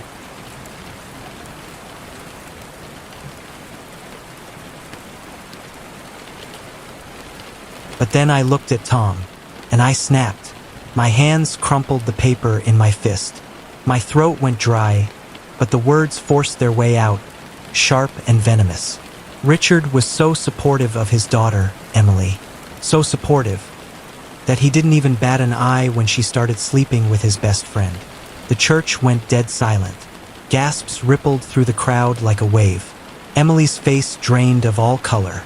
She sat frozen in the front pew, her mouth opening and closing soundlessly like a fish out of water. Tom went rigid, his jaw clenched, his eyes darting around the room as though searching for an escape. Whispers broke out instantly. Heads turned. Someone in the back audibly muttered, "What the hell?" My chest heaved with each breath. The weight of 3 years of betrayal, of lies, of humiliation. All of it finally crashed down, and I let it burn everything around me. Without another word, I reached into my jacket and pulled out the envelope. I tossed it onto the podium. Letters spilled out, photographs sliding across the wood, fluttering onto the floor. Gasps turned into shouts as people caught glimpses of the images. "I'll let you all decide what kind of rock Richard really was," I spat, and then I walked out. I didn't look back. The sound of Emily's sobs followed me down the aisle. The priest called out for calm. Voices rose into chaos, but I kept walking, out the doors, into the blinding sunlight, away from the family I thought I had, the marriage I thought was real, the life I thought I'd built. Behind me, in that church, the truth was detonating like a bomb, and I had no idea what was waiting for me on the other side. That night, after I blew up Emily's world in front of her entire family, the house was so quiet it felt suffocating. I sat alone on the couch, staring at the black TV screen, my tie undone, my suit jacket thrown across the floor. The adrenaline from earlier had finally worn off. leaving me hollow. My hands shook as I poured myself a drink, but I couldn't bring myself to take a sip. My phone buzzed on the coffee table. Emily. I ignored it. A second later, it buzzed again, and again, and again, until finally, curiosity got the better of me, and I picked up. "How could you do this to me?" she screamed the second I answered. Her voice was raw, almost unrecognizable. "You ruined my life. Do you even realize what you've done?" I didn't say anything. I just listened. "My mom won't speak to me. My brothers won't even look at me. Tom's wife is leaving him. His kids hate me. Do you understand what you've done?" she wailed. "Do you understand what you did to me?" I finally said, my voice flat. There was silence on the other end. "You lied to me for years. You humiliated me.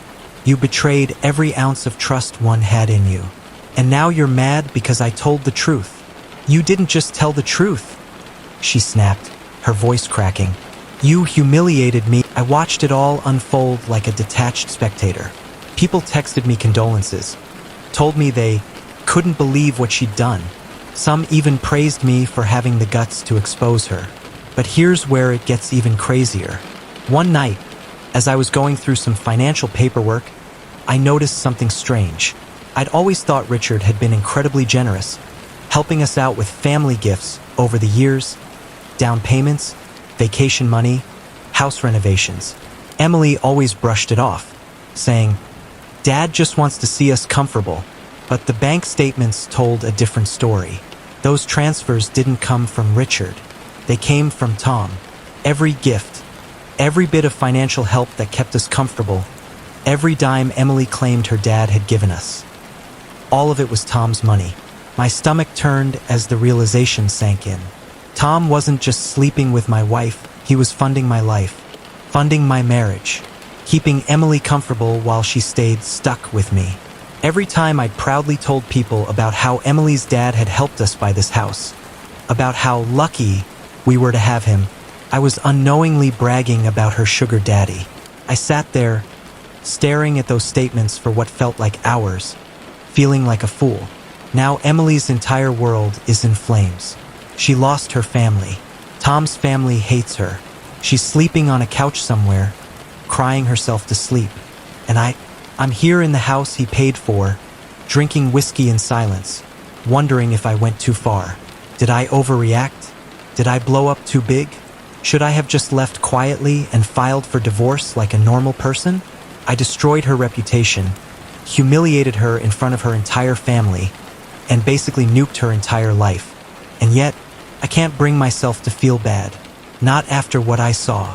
Not after 3 years of lies, secret hotel rooms, and her telling me she almost left me but stayed because he wasn't stable enough. She didn't choose me. She settled for me. So maybe I went too far. Maybe I became the villain in this story. But if that's true, then what does that make her? Now I'm sitting here, looking around this beautiful house Tom paid for, wondering if I'm the asshole. So Reddit, aita for exposing my wife's affair at her own father's funeral? ATA for throwing out my college roommate when I learned his secret? Hey Reddit, I don't really know where else to post this, but I've been lurking here for a while, and I figured this was the best place to put my thoughts. Plus, I feel like writing it out might help me process what's happening, or at least make me feel less like I'm losing my mind. So here's the deal. I think there's something wrong with my college roommate. And I don't mean he's weird wrong. I mean wrong. Let me back up a bit. I'm a 19-year-old sophomore in college. Last year I lived at home and commuted because I thought it would save money, and honestly, I was nervous about living on campus. I wasn't ready for the whole dorm life thing, sharing a room with a stranger, constantly being surrounded by people, dealing with all the noise. It just seemed like a lot. But after a year of hour-long bus rides, missing out on every late-night hangout because I had to get home, and feeling like an outsider every time I walked into a dorm event as that commuter kid, I decided that this year I'd do it. I was ready for the real college experience. When I applied for housing, I didn't request a specific roommate. I figured the random assignment system would be fine, and it honestly felt like part of the adventure. New year, new me, new start, right? My roommate's name popped up in my email over the summer. Alex. 19, same age as me.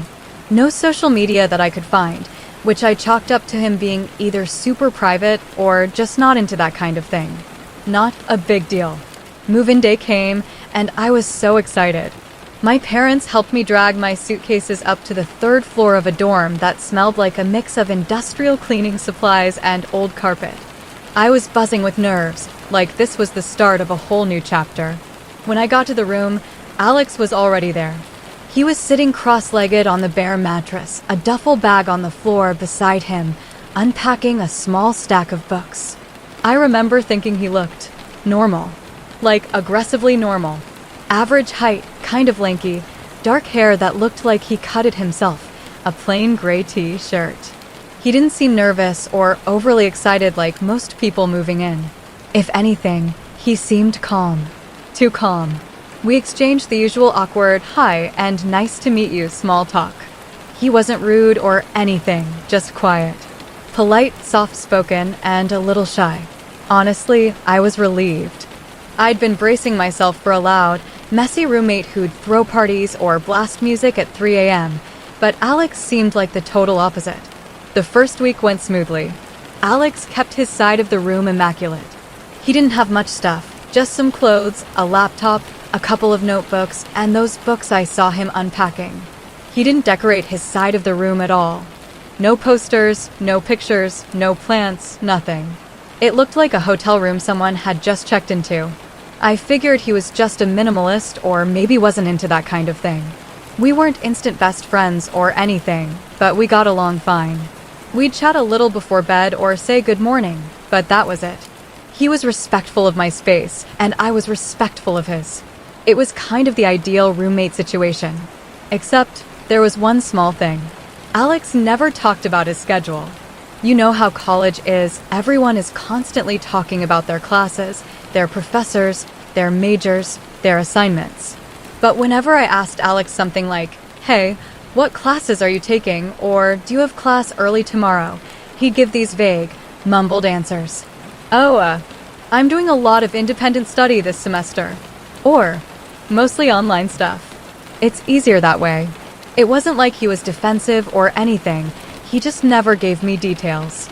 At the time, I didn't think too much of it. I'm a psychology major. People are complicated, and not everyone likes to share. Maybe he had social anxiety. Maybe he was embarrassed about his major. Maybe he was behind on credits. It wasn't really my business, so I dropped it. About 3 weeks into the semester, things started to feel off. It was a Thursday night, and I'd been at the library late, cramming for a quiz. I got back to the dorm around midnight, exhausted, expecting to find Alex asleep like usual. Instead, I walked into a pitch-black room. At first, I thought maybe he'd gone out or was in the bathroom. But then I noticed a faint glow in the corner, like light reflecting off someone's glasses. Alex was sitting on his bed, perfectly still, just staring at something in his hands. It took me a second to realize it was a piece of paper. He was sitting completely in the dark, holding it close to his face like he was trying to memorize whatever was on it. Hey, I said, flipping the light switch. He blinked at me, startled, and quickly shoved the paper under his pillow. Then he gave me this awkward smile, like he'd been caught doing something he wasn't supposed to. Sorry, he said softly. I was just thinking. That's all he said. No explanation, no follow-up. I stood there for a second, debating whether to press him about it, but something about the way he looked at me made me drop it. I just mumbled, okay, and went to brush my teeth. But that night, as I lay in bed, I couldn't stop picturing him sitting there in the dark, staring at that paper. After that night, I started paying more attention to Alex. I realized he never seemed to leave our room. I'm serious. I'd go to class in the morning, come back in the afternoon, and he'd be sitting at his desk. I'd go study at the library for hours, come back late, and he'd still be there, either on his laptop or just sitting. I never saw him in the dining hall. Never saw him walking across campus. Never saw him carrying a backpack. It was like he existed only in our room. At first, I told myself I was overthinking it. Maybe he was a hermit, or maybe he ordered delivery all the time. Some people just don't like socializing. But the longer it went on, the stranger it felt. His routine was unnatural. He'd sit at his desk for hours at a time, completely still, not even fidgeting. Sometimes he'd just stare at his laptop screen without typing anything. Other times, he'd read one of his books, but I never saw him flip pages. It was like he was stuck on a single page for hours. I started keeping track of his habits, just out of curiosity. He woke up at exactly 6 a.m. every day. No alarm. He ate something at exactly 12 p.m. and 7 p.m., always at his desk. I never saw him go get food. He showered every other night at 9:30 p.m. Always exactly 9:30. He never talked on the phone, never FaceTimed anyone, never had friends over. The more I watched him, the more it felt like he wasn't real. Like he was running on a script. About a month into the semester, I finally got a glimpse of that paper he was always staring at. It was late again, and I came back from a group project meeting. The door was cracked open, and I peeked in before stepping inside. Alex was sitting cross-legged on his bed, completely focused on that piece of paper. He didn't notice me at first. I tried to be quiet as I stepped in, but the door creaked. He jerked his head up, startled, and shoved the paper under his pillow again. "Hey," I said, trying to sound casual. "Sorry, didn't mean to scare you." He gave me that same awkward smile. "No problem." But as he moved, the edge of the paper slipped out from under the pillow, just enough for me to see a corner of it. It wasn't notebook paper. It looked like thick, yellowed parchment, like something you'd see in an old library archive. There was something written on it in small, neat handwriting. I couldn't make out the words, but it didn't look like English. When he noticed me glancing at it, he quickly shoved it back under the pillow. Something about his expression made my stomach twist. It wasn't embarrassment. It was fear. That was when I realized this wasn't just a socially awkward guy. Something about Alex didn't make sense. And I was starting to get scared. It started subtle. 2 weeks after the whole paper under the pillow incident, I couldn't shake the feeling that something wasn't right. It was like this low-level anxiety followed me around the dorm, humming in the back of my mind. At first, I chalked it up to stress. Sophomore year is hard. I was balancing psych classes, a part-time job, and trying to keep up a social life. Of course I was stressed, but this wasn't normal stress. I'd come back from class and feel like the air in our tiny dorm room was heavy, like someone had been standing right where I was a second ago. My textbooks and notebooks wouldn't be in the same place I'd left them. I'm not a messy person, and I'm meticulous about my study space, so it didn't make sense.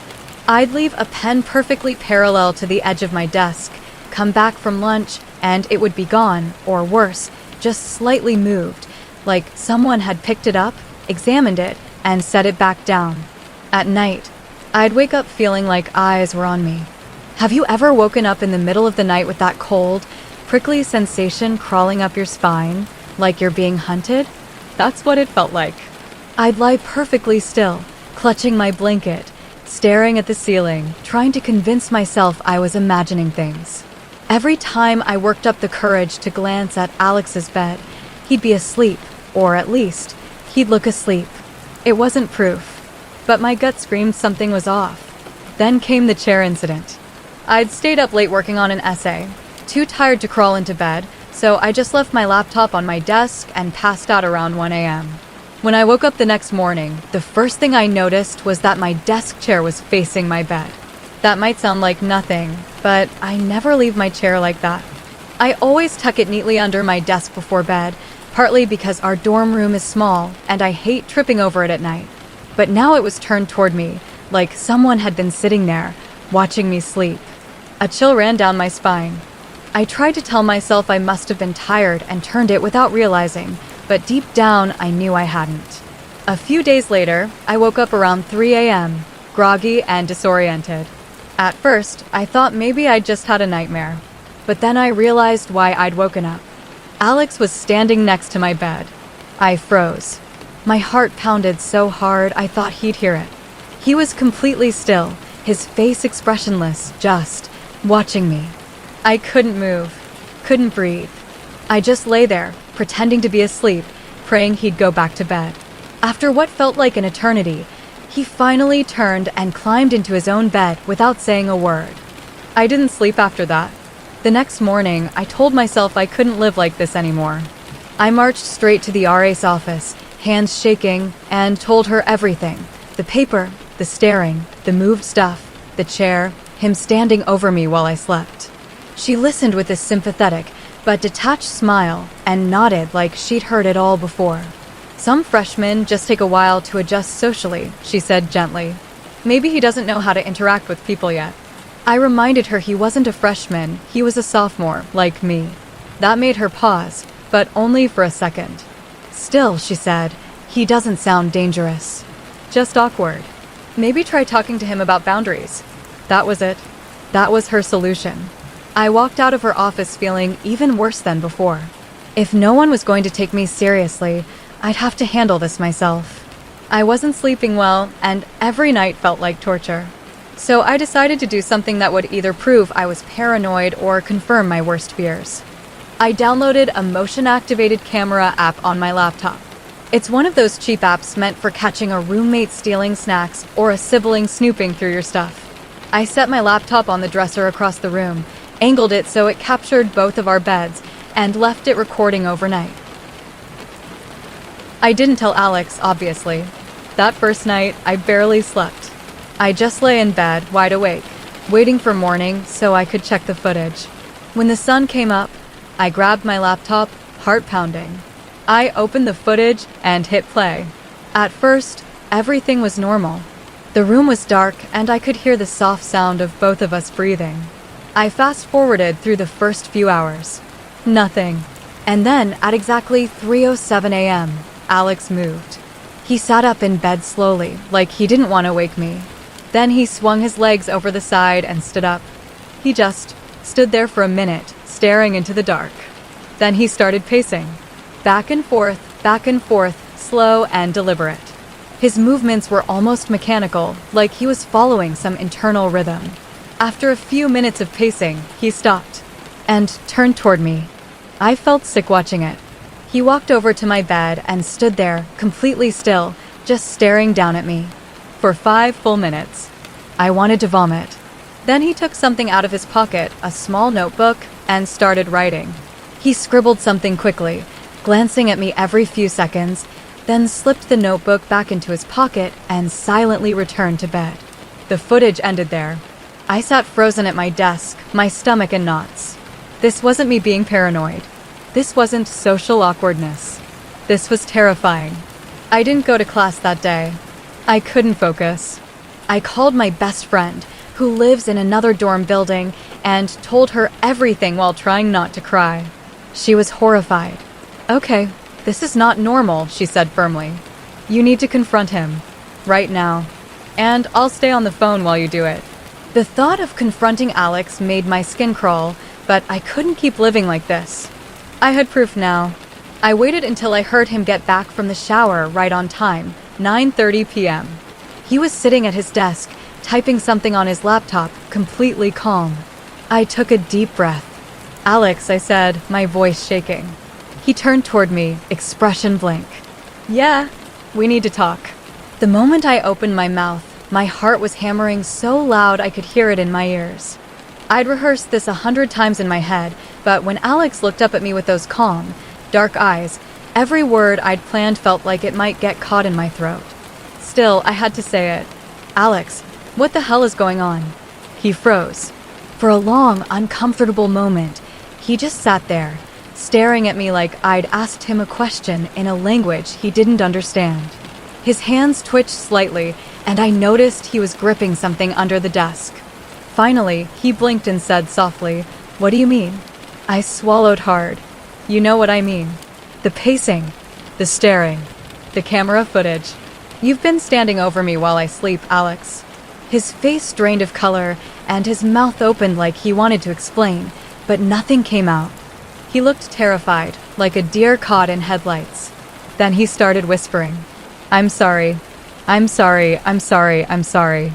He repeated it over and over, his voice trembling, each word faster than the last. "Alex," I snapped, my voice sharper than I intended. "Stop. Tell me why." He swallowed hard, glancing down at his desk. I'm just trying to make sure everything's okay. I felt my stomach twist. Everything's okay? What does that even mean? He didn't answer. That's when I noticed the small black notebook on his desk. Give me that, I said, pointing to it. He froze again, his hand sliding over the notebook like he was guarding it with his life. No, he said quickly, shaking his head. No, you can't. I took a step closer. Alex, give it to me. He clutched it tighter, his knuckles white. It's not what you think. Not what I think. I hissed. I literally have video of you watching me sleep. Give me the notebook. He shook his head, trembling now. My heart was pounding, but I forced my voice to stay steady. If you don't give it to me, I swear I'll call campus security. Right now. Something in my tone must have gotten through to him, because after a long pause, he slowly reached for the notebook and handed it to me with shaking hands. The second it touched my fingers, I felt this weird heaviness in my chest, like I was holding something radioactive. I opened it. At first, I didn't understand what I was looking at. The first page was a detailed pencil sketch of me, lying in bed. The shading was beautiful, like something you'd see in an art portfolio, but the subject matter made my stomach churn. I flipped the page. Another drawing of me, this time from a different angle. Another night. Page after page, there I was. Me brushing my teeth. Me reading at my desk. Me napping. All of them hyper-detailed, like he'd spent hours studying me. Then I saw the notes. They weren't paragraphs, just short, precise bullet points, written in small, meticulous handwriting. 6:45 a.m. She woke up. Made tea. Didn't finish it. 9:12 a.m. She left for class. Backpack, blue. Shoes, white sneakers. 12 p.m. Returned to room. Ate granola bar. Looked tired. 4:37 p.m. Phone call with Sophie. Sounded upset. I felt my stomach turn. Every day, every interaction, every word I said in the room, all of it recorded in eerie detail. I flipped faster. Weeks of my life laid out like an instruction manual. Then I found the more recent pages. 3:07 a.m. She stirred but didn't wake up. 3:20 a.m. She breathed faster for a while. 3:40 a.m. Stayed still, probably dreaming. My hands were shaking so badly I almost dropped the notebook. Alex, I whispered, my voice cracking. What the hell is this? He flinched like I'd hit him. I'm sorry, he whispered again, his voice shaking. You don't understand. I'm not trying to hurt you. I stared at him, tears stinging my eyes. This is insane. You're stalking me. You're literally taking notes on my every move. I just want to make sure you're okay, he mumbled again, his voice soft but frantic. I have to. My voice rose, shaking with anger. What does that even mean? He didn't answer. I slammed the notebook shut, my heart pounding so hard I thought I'd pass out. Get out, I snapped. Get out right now. I'm calling the police. That's when his face changed. Up until that moment, he just looked scared and awkward. But now he looked desperate. No, he said suddenly, shaking his head. Please, you don't understand. I'm not here for college. My breath caught in my throat. What? I'm here for you. I froze. The room was silent except for the sound of my own breathing, shallow and fast. What do you mean, you're here for me? I asked, my voice barely above a whisper. He leaned forward, eyes wide and shining with something I couldn't place. Fear? Obsession? Something darker? I can't explain, he said quickly. You wouldn't believe me. But you're not safe. You never were. I'm trying to protect you. My entire body went cold. Protect me? I repeated. From what? He didn't answer. Instead, he stood up suddenly, moving so fast I stumbled back toward the door. Alex, I said, trying to sound steady even though my whole body was trembling. You need to leave. But he didn't move toward the door. He moved closer to me. I'm not your enemy, he said softly, his voice calm now, eerily calm. I'm the only one keeping you safe. At that moment, I realized I wasn't just afraid of Alex. I was afraid of whatever he thought he was protecting me from. My fingers were trembling so hard I could barely type out 9/11. My vision tunneled, I couldn't think, couldn't breathe. Couldn't even hear my own heartbeat over the roaring panic in my ears. "Please," Alex whispered, his voice low and urgent. "Please don't call them. You don't understand." That made me move faster. The phone rang. My voice cracked as I choked out, "Hi, yes, he's in my room. Please, I need." Alex stepped forward, tears brimming in his eyes, hands raised like he was trying to calm a cornered animal. "I'm not going to hurt you," he said, his voice trembling. "I'd never hurt you. Just, please don't." I stumbled back until my shoulder hit the door, clutching the phone like a lifeline. I could barely get the words out to the operator. "He's in my dorm, my roommate. He's been watching me. I'm scared." Then everything happened at once. There was a pounding on the door, so loud I jumped. "Campus security. Open up." Before I could move, the door burst open. My RA, red-faced and wide-eyed, stepped in, flanked by 2 uniformed officers. "Step away from her," one of them barked. Alex froze like a deer in headlights. His hands shot up higher, shaking. I wasn't, he stammered, but the officers moved fast. One grabbed his arm, twisting it behind his back, while the other swept the room with sharp, practiced movements. I pressed myself against the wall, tears streaming down my face, unable to form words. "Ma'am, are you okay?" one officer asked me, but I couldn't speak. I just nodded shakily, my eyes glued to Alex as they cuffed him. He didn't fight, didn't resist. He just looked at me with this strange mixture of sadness and relief. "I'm sorry," he whispered, so softly I barely heard him. "I'm so sorry." Everything after that was a blur. They led Alex out of the room, and I remember sinking onto my bed, shaking so hard I thought I might throw up. The RA kept asking if I needed water, if I wanted her to call a friend, but all I could do was sit there, staring at the open door where Alex had just been. It didn't feel real.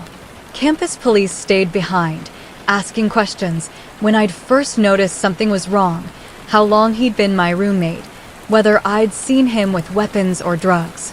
I kept saying no. He didn't have weapons. He didn't yell or threaten me. He didn't do anything except watch. That seemed to unsettle the officers more than if I'd said he'd been violent. They ran his ID. It took less than an hour for everything to come out. Alex wasn't a student. Not only was he not enrolled, but he'd never even applied. The student ID he'd used to get into housing was a fake, printed so well that it passed every check the university system had in place. For months, this guy had been living in a dorm he didn't belong in, eating God knows where, sneaking around campus undetected. I was shaking as one of the officers broke the news. "We can't find him in any school records," he said. "He's not a student here." My stomach dropped. "Then, who is he?" The officer hesitated, then exchanged a glance with his partner. When he spoke again, his voice was careful, measured. "His real name is Alexander, redacted." "Does that mean anything to you?" I shook my head. "No." The officer cleared his throat. "He says he's your half-brother." I laughed. Out loud. It was this sharp, humorless sound that made the RA flinch. "My what?" "Half-brother," the officer repeated.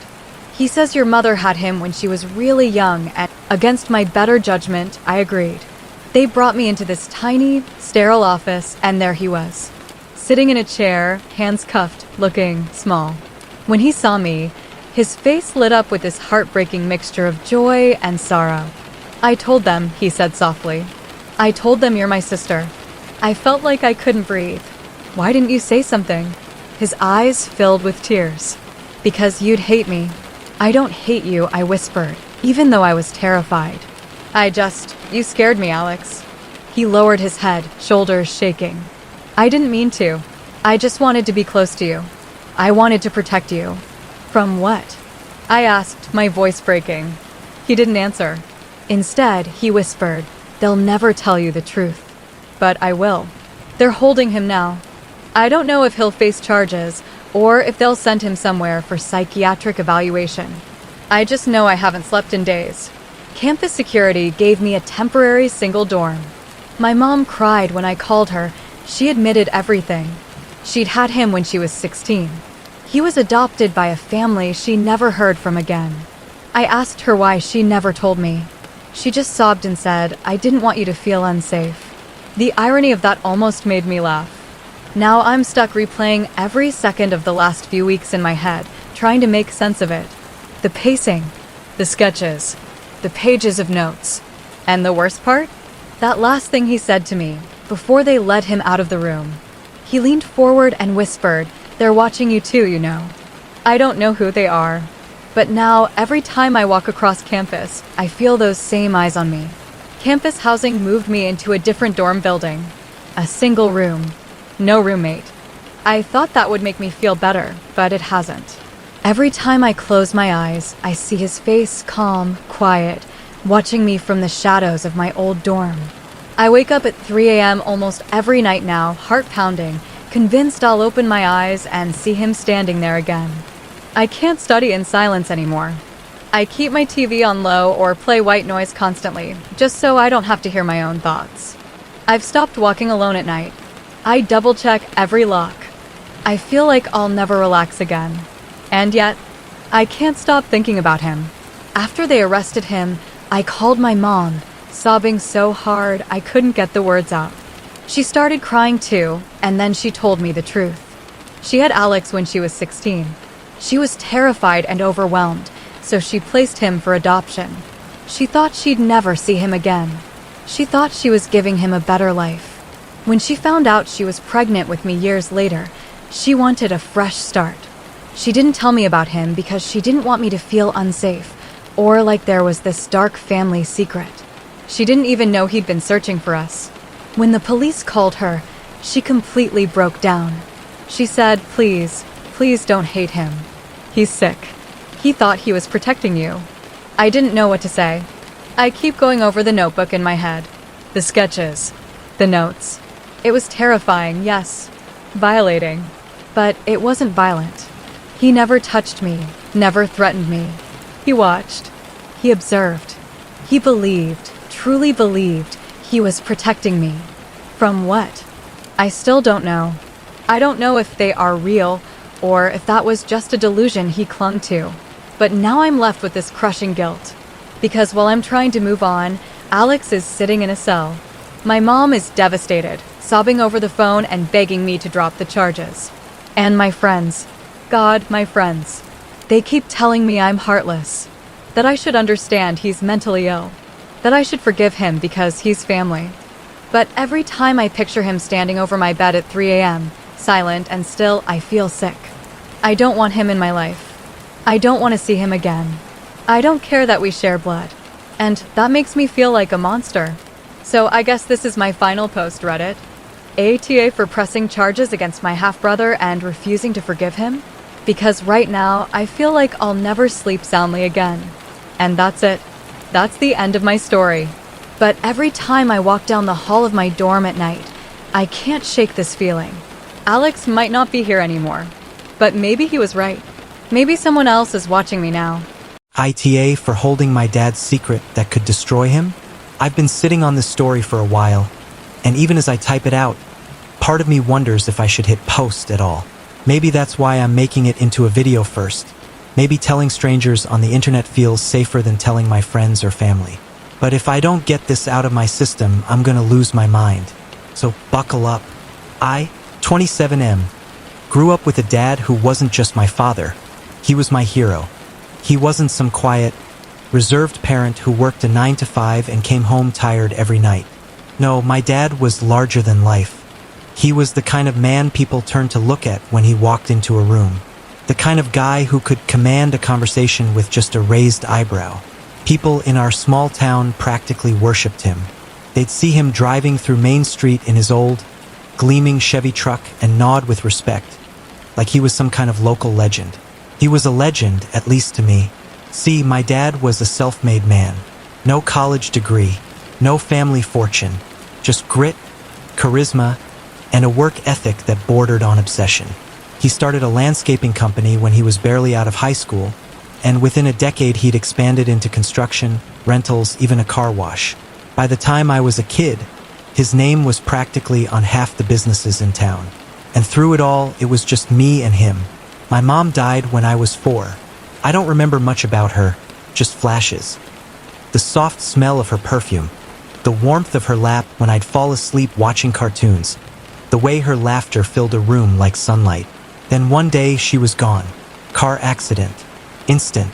I don't remember the funeral, but I remember my dad's face the first time I realized she wasn't coming back. I was sitting on our kitchen floor, clutching my toy truck, sobbing because I wanted mommy. Dad crouched down, his big rough hands trembling as he held me close. He didn't cry in front of me often, but that day he did. From that point on, it was just us. Dad worked insane hours, but he always made time for me in some way. Sometimes it was late at night, him coming home smelling like sawdust and gasoline, collapsing into the recliner while I climbed into his lap. Sometimes it was early mornings, him pouring coffee into a thermos while making me pancakes before school. And every single time he'd say the same thing, "One day, son, all of this will be yours." I didn't know what all of this meant back then, but the way he said it made it sound like some kind of treasure. Like we were kings, and one day he'd pass the crown to me. Fast forward to last year. I'd moved out of our small town, chasing my own dreams in the city, but I still called him every other day. Then one afternoon, I got a call that made my stomach drop.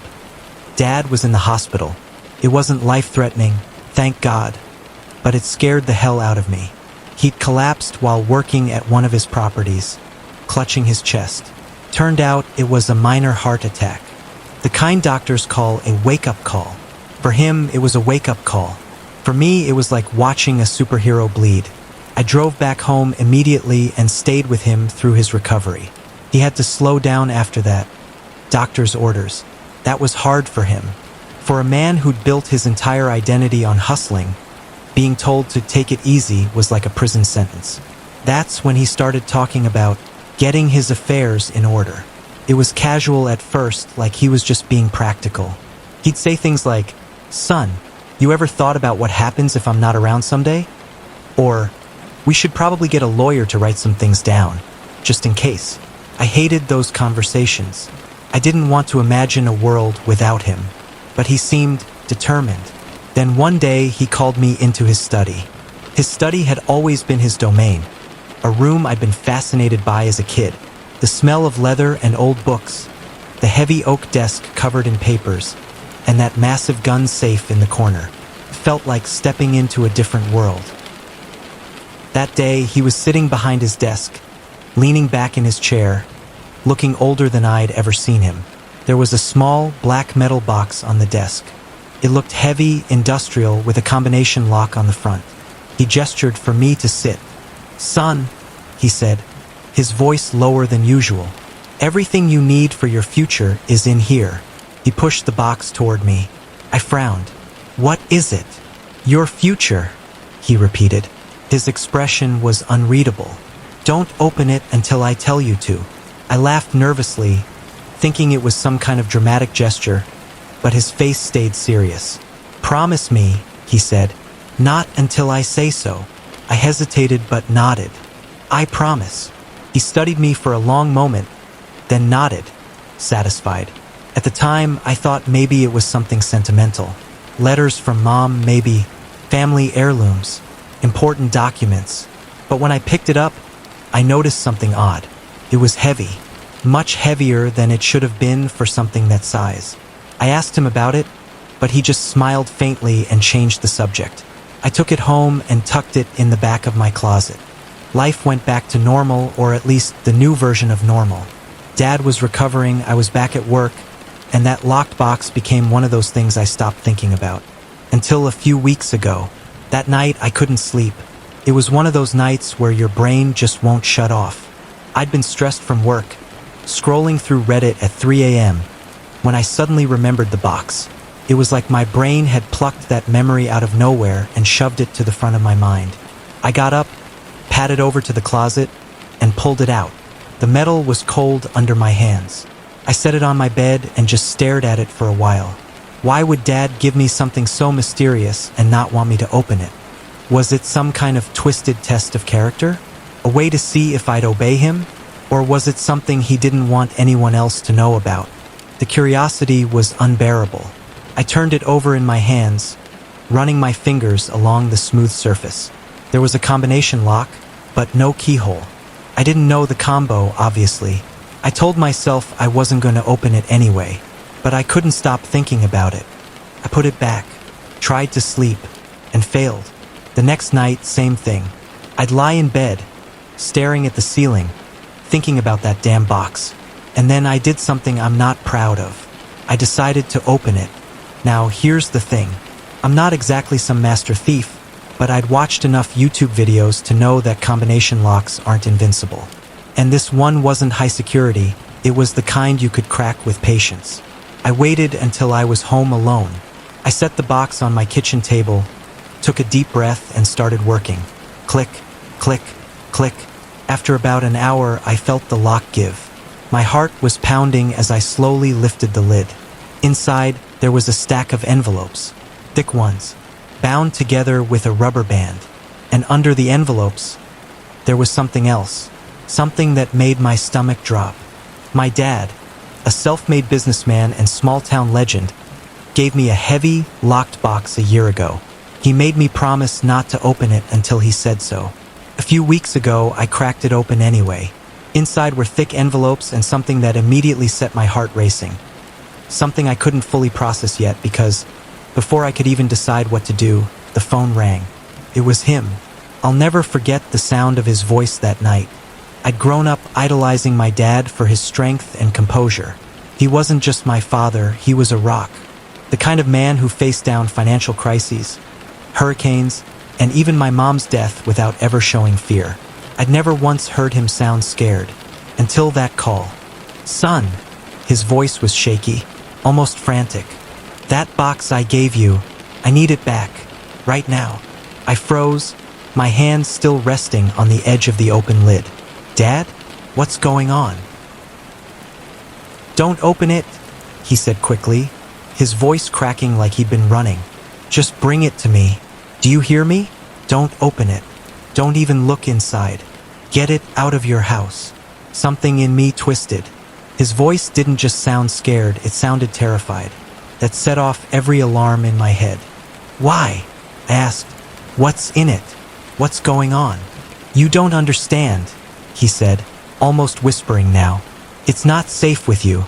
Please, please just bring it to me." He was pleading. My dad never pleaded. I told him I would, and he hung up. But I didn't leave. That night, I sat on the couch with the box in front of me, staring at it like it was radioactive. His panic had done something to me. It hadn't calmed me down, hadn't convinced me to leave it alone. It had the opposite effect. I couldn't stop thinking, why would he be this scared over a box of papers? And if it wasn't safe with me, safe from what? I tried to sleep, but every creak in my apartment sounded like someone breaking in. Every car door slamming outside made me flinch. Eventually, curiosity won. I told myself I'd just peek inside. I went back to my kitchen table, where the box sat like a silent threat. My hands were shaking as I peeled back the envelopes and started digging through the contents. The first thing I saw were passports, at least half a dozen of them, all with my dad's photo.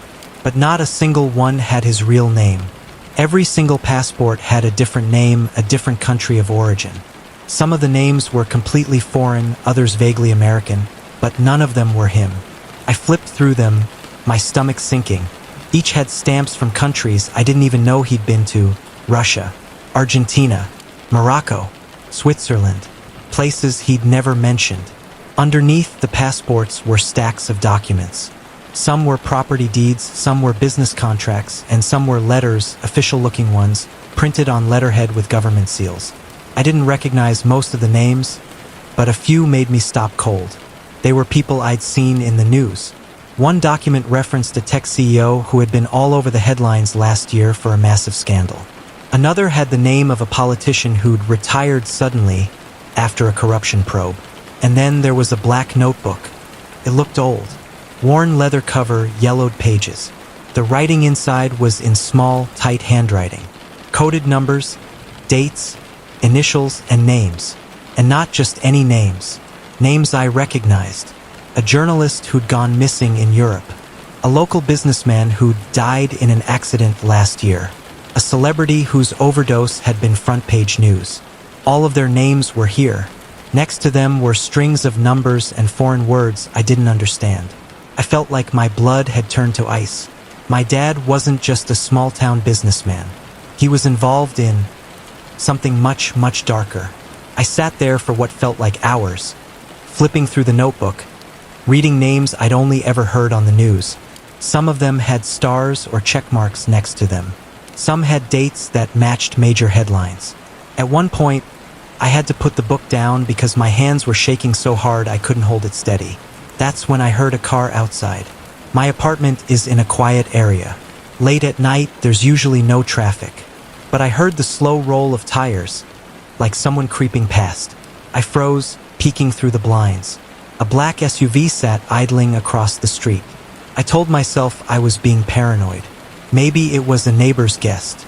Maybe it was just some random guy. But after a minute, the SUV slowly pulled forward, circled the block, and came back. That's when I grabbed the box, shoved everything back inside, and locked it again. My dad's words were echoing in my head. "It's not safe with you." I wanted to call him back, but what was I supposed to say? "Hey, Dad, I just ignored your instructions, opened the box, and now I think someone's watching my apartment?" No, I didn't want him to know I'd looked inside. Not yet.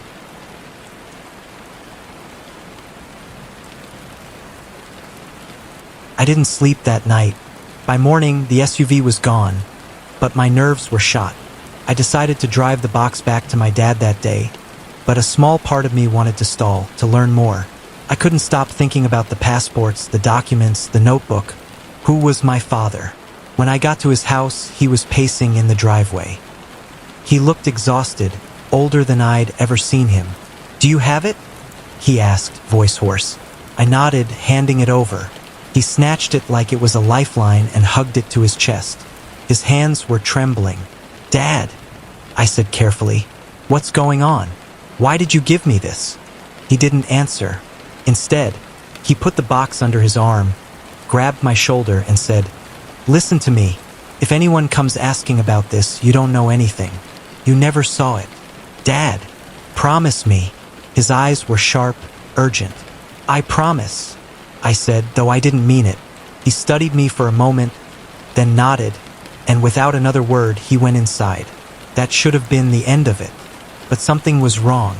I couldn't shake the image of that notebook, those names, those dates, and the way my dad had looked, paranoid, exhausted, like he'd been carrying a secret for decades. For the next few days, I couldn't focus on anything. Every time my phone buzzed, I jumped. Every time I passed a stranger on the street, I wondered if they knew something. And then, things got worse. 2 nights later, I was leaving work when I noticed someone following me. At first, I thought it was just a coincidence. But every turn I made, every crosswalk I took, they were behind me. Dark clothes, hoodie up, face shadowed. I ducked into a coffee shop to see if they'd pass by. They didn't. They stood across the street, staring right at me. That's when I knew. Whatever my dad was involved in, I was now a part of it. I went home and locked every window, every door. I barely slept, clutching a baseball bat and checking the peephole every half hour. The next morning, I drove to my dad's place. I needed answers. But when I got there, something was off. The front door was slightly open. I stepped inside, calling his name. The house was quiet, too quiet. And then I saw it, the box. It was sitting on the kitchen table, unlocked, empty. That's when I realized my dad was gone, and so was everything inside that box. If you haven't read the first 2 parts, here's the lightning-fast recap. My dad isn't who I thought he was. He spent my whole life building this reputation as a self-made businessman, a local legend, but a locked box he gave me blew that image to pieces.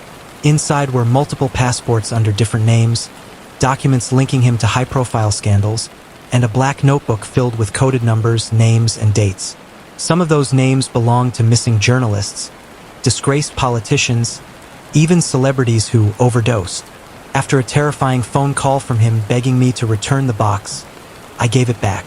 But when I went to his house, I found it empty and unlocked. And my dad was gone. That was 2 nights ago. This morning, I decided to confront him. I didn't sleep at all. It's hard to explain what happens to your brain when you stumble into something you were never meant to see. The world doesn't look the same anymore. Every passing car feels like a threat. Every shadow looks like a silhouette. And every innocent question you get asked, even by a barista or coworker, feels loaded, like maybe they already know what you've done.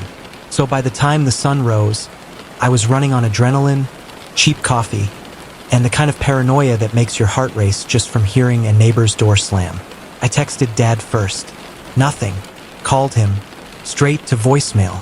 Finally, I drove to his house again. This time, his truck was in the driveway. I parked across the street and sat there for a minute, watching the house like I was about to raid a drug dealer's place instead of visiting my own father. Curtains drawn. No movement.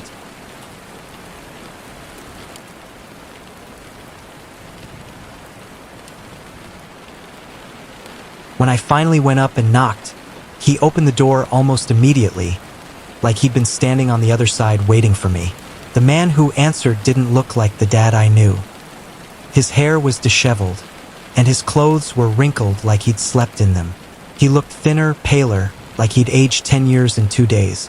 But what struck me most was his eyes. My dad has always had this confidence about him, this unshakable sense of control. He could command a boardroom or silence a room of angry customers with nothing but his gaze. Now, his eyes darted nervously past me, scanning the street, like he was expecting a sniper to take him out any second. "Get inside," he said, pulling me in by the arm and shutting the door behind me. I didn't waste time.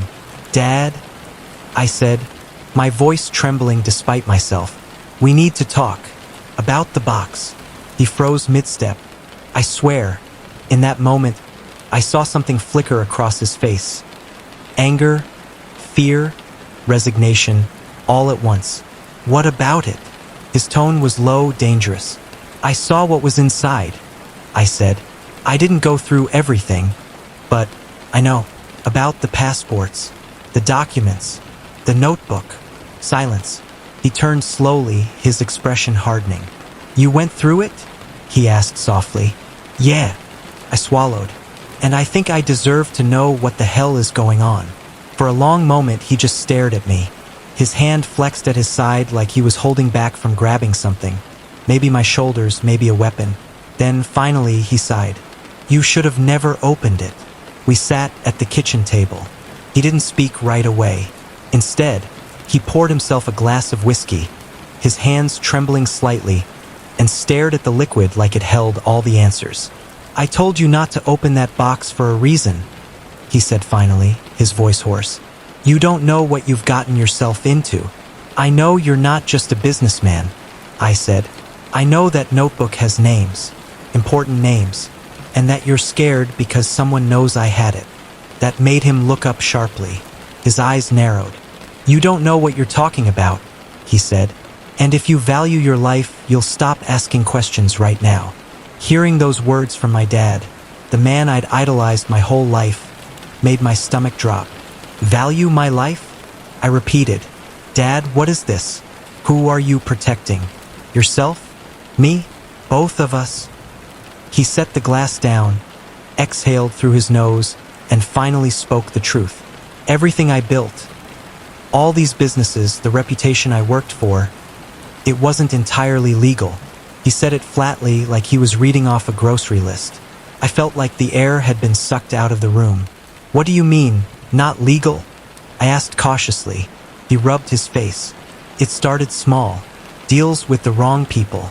Money moving around that shouldn't have been. Then favors. Information. Eventually, it wasn't about making money anymore. It was about survival."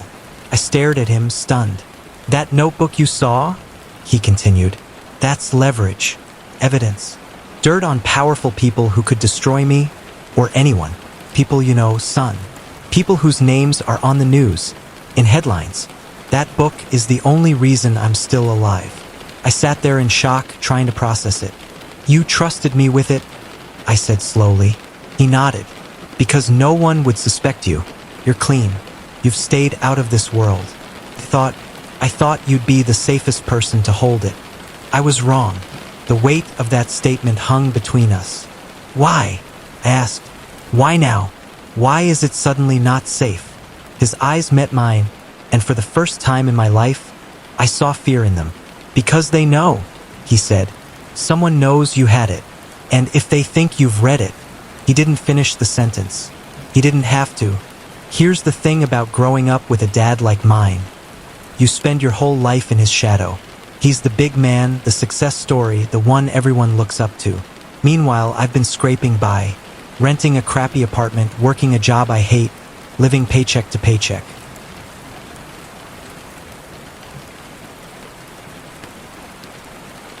So while I sat there listening to him explain this insane double life, another thought crept into my mind. A dark one. If this notebook was his safety net, maybe it could be mine too. I can't just give it back, I said finally. His head snapped up. What? Think about it, Dad. You've been sitting on a fortune your whole life while I've been struggling. You told me one day everything would be mine. Maybe this is my way of finally having some power. His face went pale. Son, he said quietly, you have no idea what you're doing. I know enough, I said, my voice shaking. You've been using this notebook to control people, right? To keep yourself safe? Maybe I should have that kind of power now. Maybe I deserve it. The silence in that kitchen was deafening. Then he spoke, his voice colder than I'd ever heard it. You think that book is power? That book is a target. Holding it doesn't make you safe. It makes you next. I didn't back down. Then teach me, I said. If I'm next, teach me how to survive. He slammed his glass down so hard the whiskey sloshed over the rim. This isn't a game, he snapped. You're playing with people who make me look like a saint. That book isn't leverage anymore. It's a death sentence. And you, he jabbed a finger at me. You are in way over your head. I'd never seen him like this. Not when Mom died, not during the worst financial crises. This wasn't the cool, collected man I grew up with. This was someone who knew he'd lost control of something far bigger than himself. And that scared me more than anything. I sat there, heart pounding, realizing I'd crossed a line I couldn't uncross. For the first time in my life, I wasn't just his son. I wasn't just some kid trying to impress his father. I was a liability. We stared at each other for what felt like forever. Then he leaned back, rubbed his temples, and said quietly, You need to disappear for a while. What? I'll handle this. But you need to leave. Tonight. Don't go home. Don't call anyone. Don't use your cards. Cash only. My pulse spiked. Why? What's happening? His eyes were haunted. Because if they know about you, they're already coming. That was the moment it all sank in. This wasn't just some family drama or business issue. This was life or death. And yet, even as my hands shook, even as my chest tightened with panic, a tiny voice in the back of my head whispered, You're not giving up that book. Not yet. Because now I wasn't just scared. I was curious. And curiosity is dangerous. If you haven't read the earlier parts, here's the quick recap. My dad isn't just a self-made businessman. He's been playing a dangerous game for decades, building his fortune not just with hard work but with leverage. The black notebook I found in his locked box is not just some diary. It's a death sentence. Inside are names, dates, coded numbers, and information about powerful people. People who stay too. My phone started glitching. At first, it was little things. Dropped calls, random beeps, texts that wouldn't send. Then my screen froze while I was texting a friend for almost a full minute. That's when it hit me. Someone was tapping my phone. That thought alone was enough to send me spiraling. If they could watch my phone, they could track me. If they could track me, they could get to me anytime they wanted. I threw my phone into a drawer and powered it off. I didn't even want to look at it. Day 3. That's when I got the text. I turned my phone back on briefly to check work emails. And right there, in my notifications, was a single message from an unknown number. Hand it over, or you won't like what happens. No emojis, no signature, just that. I sat frozen on my couch, staring at it. My hands went cold. They knew I had the notebook, and now they weren't watching. They were warning. I tried calling my dad, but he didn't answer. I left a voicemail, my voice shaking. "Dad, call me, please. I'm scared." No response. That night, I pushed my dresser against the door and slept with the baseball bat across my lap. My heart wouldn't stop pounding. I thought I heard someone jiggling the lock around 2 a.m., but when I crept to the door and peered through the peephole, nobody was there. It was like being hunted by a ghost. Day 4, I thought about going to the police, but then I thought about the notebook, about the names in it, about the powerful people it exposed. If my dad didn't trust the cops, why should I? For all I knew, half the precinct was on someone's payroll. I realized I was completely alone. That night, I sat on my bed with the notebook spread out in front of me, flipping through it with trembling hands. I didn't understand most of it, the codes, the numbers, but the pattern was obvious. Each name was tied to something. Some had initials next to them. Some had check marks. Some had what looked like amounts of money. But the dates terrified me. Every name matched a headline. Every headline was a tragedy, a scandal, or a mysterious disappearance. And I recognized one name that made me almost drop the book entirely. A senator. One who died last year in a plane crash. A plane crash that had been called a freak mechanical failure. But next to his name was a symbol I didn't understand. A star circled in red. Day 5. I knew I couldn't just sit there waiting to die. I made a decision. If they were going to come for me, I wasn't going to make it easy. So I did something risky. I scanned everything. The documents, the notebook, the passports. Every single page. Then I uploaded it all to a secure drive, encrypted it, and set up a dead man's switch. If I didn't log in at least once a day, those files would be sent to every journalist I could think of. It wasn't much, but it was the only leverage I had. The act of scanning everything was nerve-wracking. I kept imagining that SUV's tinted windows, some faceless man with a headset watching me through binoculars, waiting for me to slip. Every few minutes, I'd rush to the window, convinced I'd see someone coming up the stairs. By the time I was done, my hands were shaking so bad I could barely type my password. But it was done. If they touched me, the world would know everything. Day 6, I finally called my dad. He answered this time. "Dad," I said, my voice tight, "I'm not giving the notebook back." There was a long silence on the other end. "Son," he said finally, "listen to me carefully. You think that book is keeping you safe, but all it's done is paint a target on your back." "I've made copies," I said quickly. "If anything happens to me, the files will go public." "Jesus Christ," he muttered, his voice shaking with anger. "You don't understand how this works." "I understand enough," I said. "As long as I hold onto the original, they won't risk hurting me. They'll want to negotiate." There was another long pause.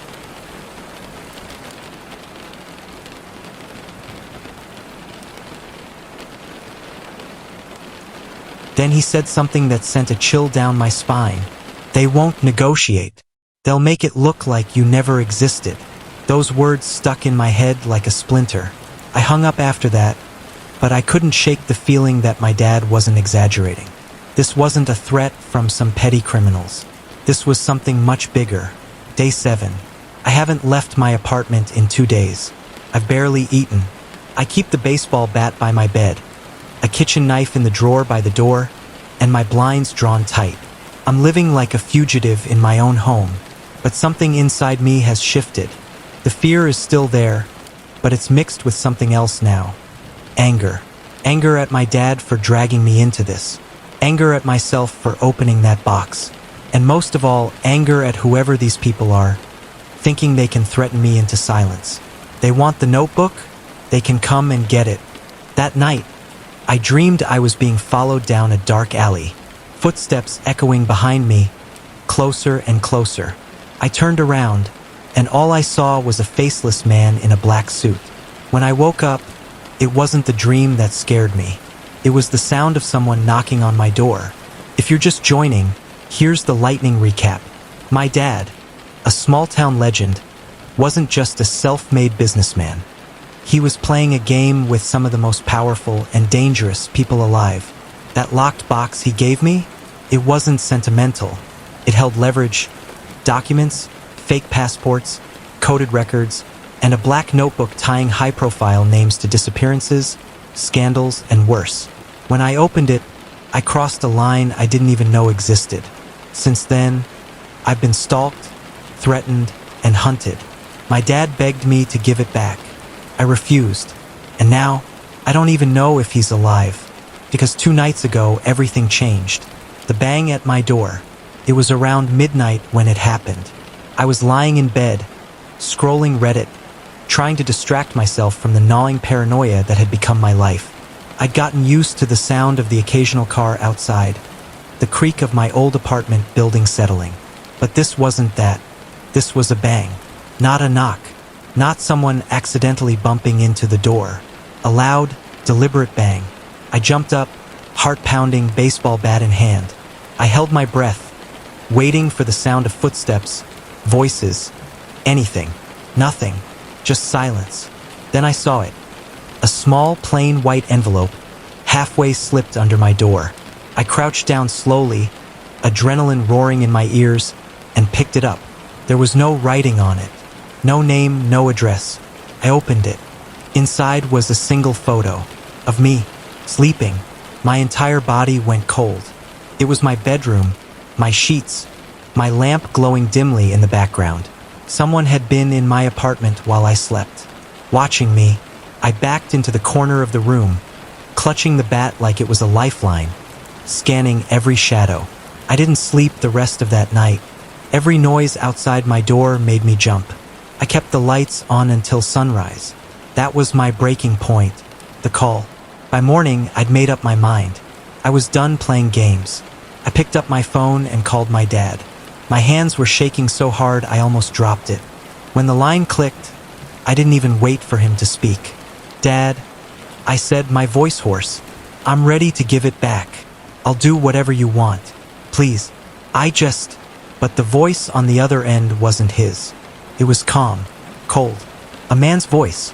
"Your father's gone," he said smoothly. "You work for us now." My breath caught in my throat. "W what? Where is he? Who are you?" The voice chuckled softly, like I just said something naive. "Doesn't matter who I am," he said. "What matters is this: you have something very valuable. And now you're gonna keep it safe. For us." My hands were slick with sweat. "What do you mean? What did you do to him?" There was a pause. Then the line went dead. I stared at my phone, my chest tight, panic clawing at me. My dad, gone, just like that. And now I was what? Their employee? Their hostage? I didn't know. But I knew one thing. I was in too deep to get out. The transfer. The SUV that had been parked outside my apartment for days vanished the next morning. No one followed me when I went to grab coffee. No one lingered outside my door. For the first time in a week, it felt like I could breathe. That feeling didn't last long, because when I checked my bank account later that day, I froze. There was a wire transfer for $500,000. $500,000. No explanation. No sender information I could trace. Just there. I didn't touch it. I didn't even tell anyone, because I knew what it meant. That wasn't a gift. That was a leash. The realization. That night, I sat at my kitchen table with the black notebook in front of me. My hands hovered over it like it was a live grenade. A week ago, I'd thought of it as leverage, a bargaining chip, power. Now I understood the truth. It wasn't leverage. It was chains. It was proof that I wasn't just a random guy who made a stupid mistake by opening his dad's box. I was someone they'd decided to keep alive, not because they couldn't kill. AITA for refusing to treat my husband's side chick. Hi Reddit. Throwaway account because I don't even know if I want this tied to my real identity, and because the situation I'm about to describe is still raw. I'm shaking even typing this out, but I feel like if I don't get it off my chest, I'll lose my mind. So, for context, I'm a 32-year-old woman, and I've been a doctor for almost a decade now. I work in a busy hospital ER, one of those places where the fluorescent lights never go off, The smell of antiseptic and faint blood lingers in the air, and the waiting room always has at least 3 people groaning in pain no matter what time of day it is. I've seen it all. Literally. People stumbling in at 3 a.m. drunk out of their minds, screaming at us because we won't let them drink water before surgery. People handcuffed to gurneys because the cops brought them in after a brawl. Parents sobbing because their child spiked a fever and they think it's something worse. I've trained myself to stay calm, professional, detached. I've always prided myself on that. Or at least I thought I did. Because last week, everything changed. It was a Tuesday night. Tuesdays are usually manageable, not like the chaos of weekends, but still busy enough that we don't get to sit around. I remember I had just finished suturing up a guy who sliced his arm open trying to open a beer bottle with a knife, yes, really, and I was about to grab a coffee from the machine that spits out something barely resembling caffeine. That's when the nurse called me over. "There's a new intake," she said, her voice low. "Looks rough. Might need you." I sighed, grabbed my clipboard, and walked into the room. And that's when I saw her. She looked broken. That's the only word that fits. Disheveled hair clung to her damp face, mascara streaked down her cheeks, and her arms were covered in fresh and fading bruises. She was clutching her side like it hurt to even breathe. Her clothes were wrinkled and dirty, like she had run straight here from somewhere without stopping to grab a jacket. I slipped into autopilot mode. Clipboard up. Calm voice on. Professional mask in place. "Hi, I'm Dr. Redacted," I said softly. "Can you tell me your name?" She sniffled, wiped her nose on her sleeve, and whispered it. And my heart stopped. Because I recognized it. It wasn't a common name. In fact, I had seen it over and over again, but not at work. Not in the hospital. On my husband's phone. Let me back up for a second, because I know how that sounds. I've been married for 6 years. My husband, let's call him Mark, is charming, funny, and the kind of guy who remembers the little things. He makes my coffee the way I like it, texts me silly memes during long shifts, and always insists on taking the trash out even when it's technically my turn. But about a year ago, I noticed something. His phone would light up late at night. He'd smile at it, type something quickly, then turn the screen away. At first, I brushed it off. He has friends, colleagues, family, right? I didn't want to be the paranoid wife. But then one night, when he was in the shower, a message popped up. It was from her. The name. The same name that was now sitting in front of me in the ER, bruised and broken. Back then, I didn't confront him. I told myself it could be innocent. I wanted to believe it was innocent. I wanted to believe I wasn't the cliché of the wife who ignores the signs. But sitting there, hearing her whisper that name, seeing her in the flesh for the first time, something inside me cracked. I tried to keep my professional face on. My hands were steady as I checked her vitals, even though inside they were trembling. I asked the standard questions. Any allergies? Are you on any medications? What happened tonight? She hesitated at that last one. Her eyes darted around, like she was searching for an escape hatch. I fell, she muttered finally. It was the kind of answer I've heard hundreds of times. And usually, I know better.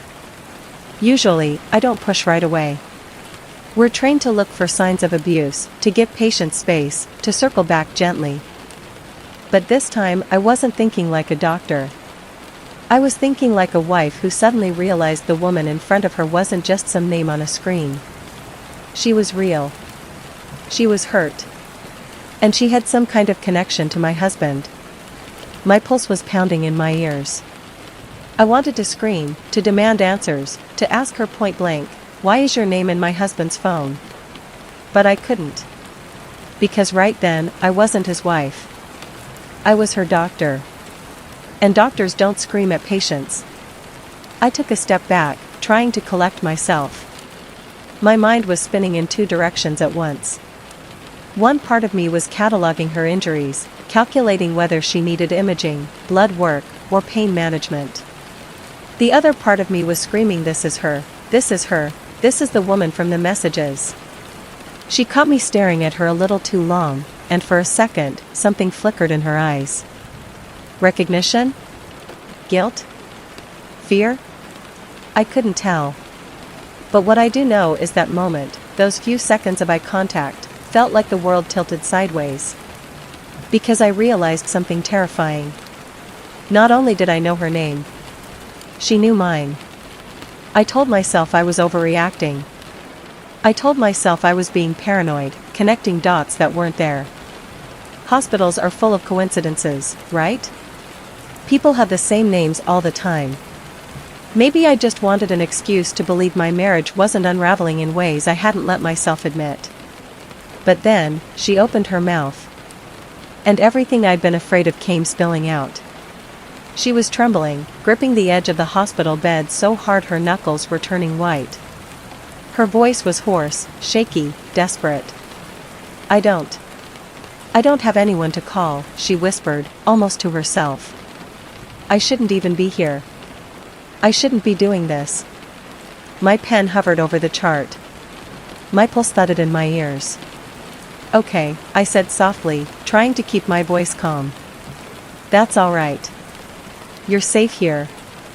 Just take a deep breath for me, okay?" She nodded quickly, like she was trying to convince herself. And then, she said it.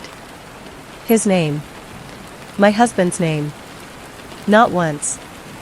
Not in passing. But over and over again. She said it like a lifeline. Like a child clutching their blanket in the dark. I didn't know who else to call. He's always there for me. He knows what I've been through. He'll come for me if I ask. Her voice cracked on the word come. And my world shattered.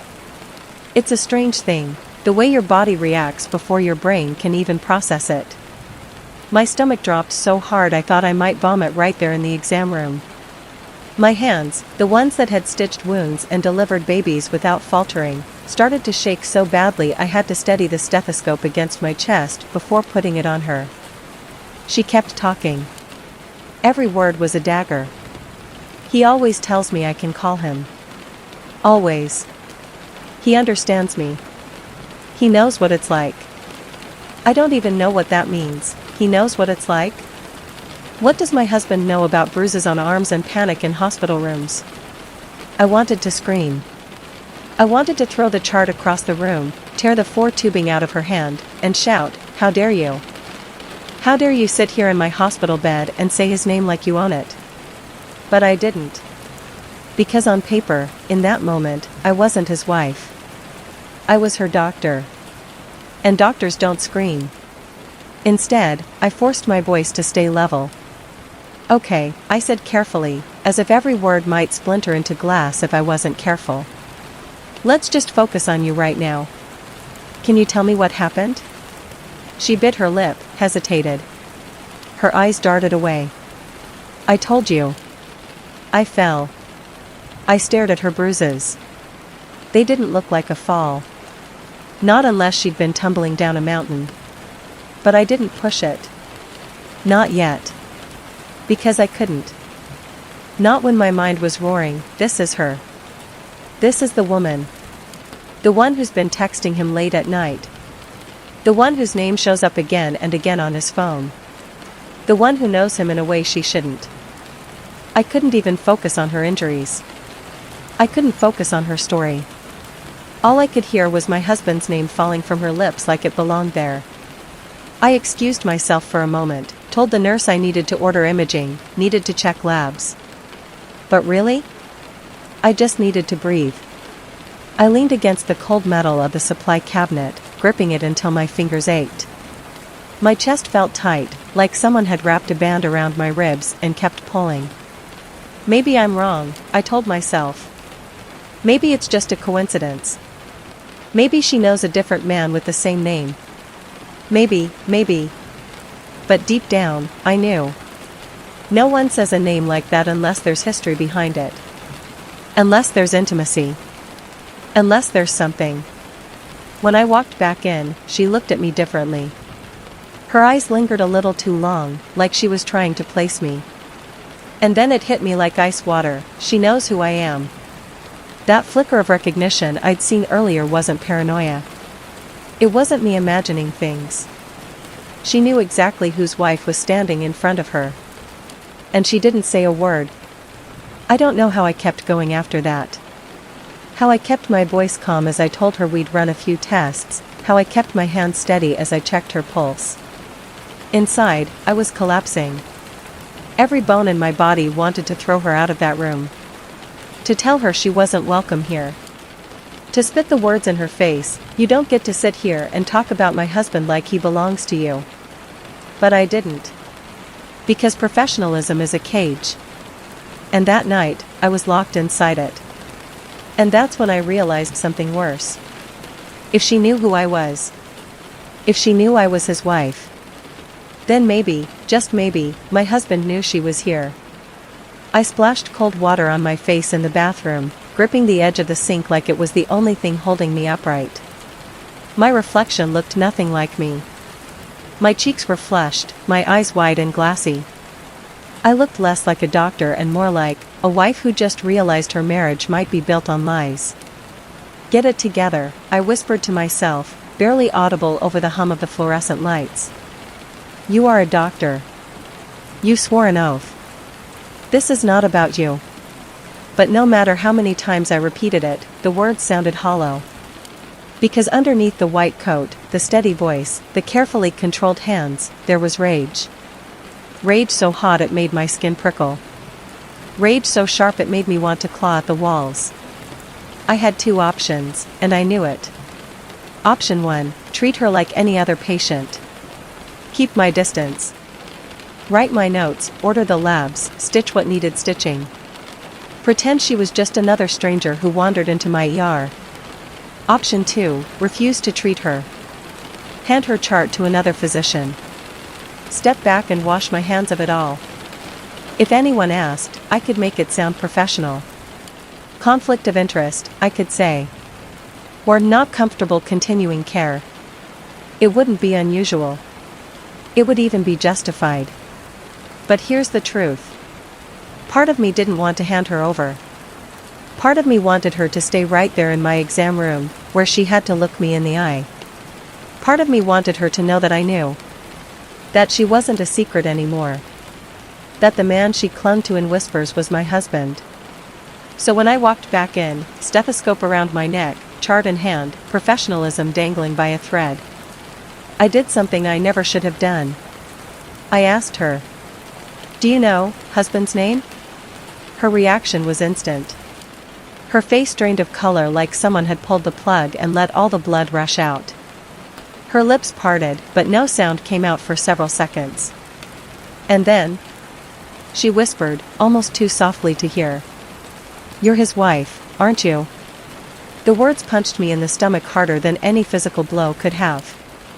Because in that moment, the last shred of plausible deniability evaporated. It wasn't a coincidence. It wasn't paranoia. It wasn't me connecting dots that weren't there. It was real. She knew him. She knew me. She knew exactly who I was. And that meant my husband wasn't just texting another woman. He wasn't just entertaining some late-night distraction. He was involved with her. Involved enough that she recognized me on sight. My throat tightened so much I could barely breathe. 1,000 questions clawed their way up my chest. How long? Why her? Did he ever talk about me? Did he laugh at me behind my back? But I swallowed them all. Because the room wasn't soundproof. Because the nurse was only a curtain away. Because if I broke down now, I wasn't just a betrayed wife, I was an unprofessional doctor who'd let her personal life detonate in the middle of her shift. So instead, I stood frozen, clutching the chart like a shield. And she just stared at me. Pale. Silent. Guilty. The air between us felt heavy, electric, suffocating. Finally, she broke the silence. Her voice was low, shaking. I didn't I didn't know you'd be here tonight. Like she was apologizing. Like she was the one caught off guard. And maybe she was. But all I could think was, of course you didn't. Because if you had, you wouldn't have come. You wouldn't have walked into my hospital, sat on my bed, and let my hands touch your bruises. You wouldn't have dared to say his name in front of me. I wanted to ask her everything. I wanted to demand details, demand the truth, demand she look me in the eye and tell me what she was to him. But I couldn't. Because I was still her doctor. And I knew if I asked, if I crossed that line, there would be no going back. No plausible deniability. No professionalism. No protecting myself from the fallout. So I swallowed the bile in my throat, forced my voice into a register that sounded almost human, and said the only thing I could. Let's focus on your injuries for now. But inside? Inside, I was already planning what I'd do when I got home. Because when my shift ended, I wasn't just going to confront my husband. I was going to tear the truth out of him. The silence in the room felt unbearable. I could hear every detail, the hiss of the oxygen line from the next bed, the faint squeak of sneakers on the linoleum outside, the beep of the monitor tracking her pulse. I thought I had already hit the breaking point. I thought hearing her say my husband's name, realizing she knew exactly who I was the worst it could get. I was wrong. Because that's when everything flipped. She crumbled. 1 second she was stiff, pale, avoiding my eyes. The next, she broke apart like glass under too much pressure. Her shoulders shook. Tears spilled over, soaking the thin hospital gown.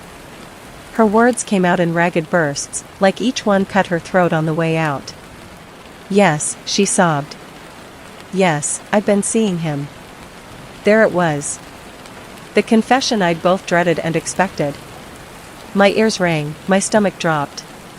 But before I could even process that knife to the chest, she kept going.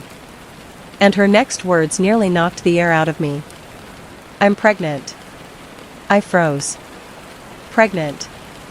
The word echoed in my skull, loud and hollow. Pregnant. With his child. I thought betrayal was the worst-case scenario.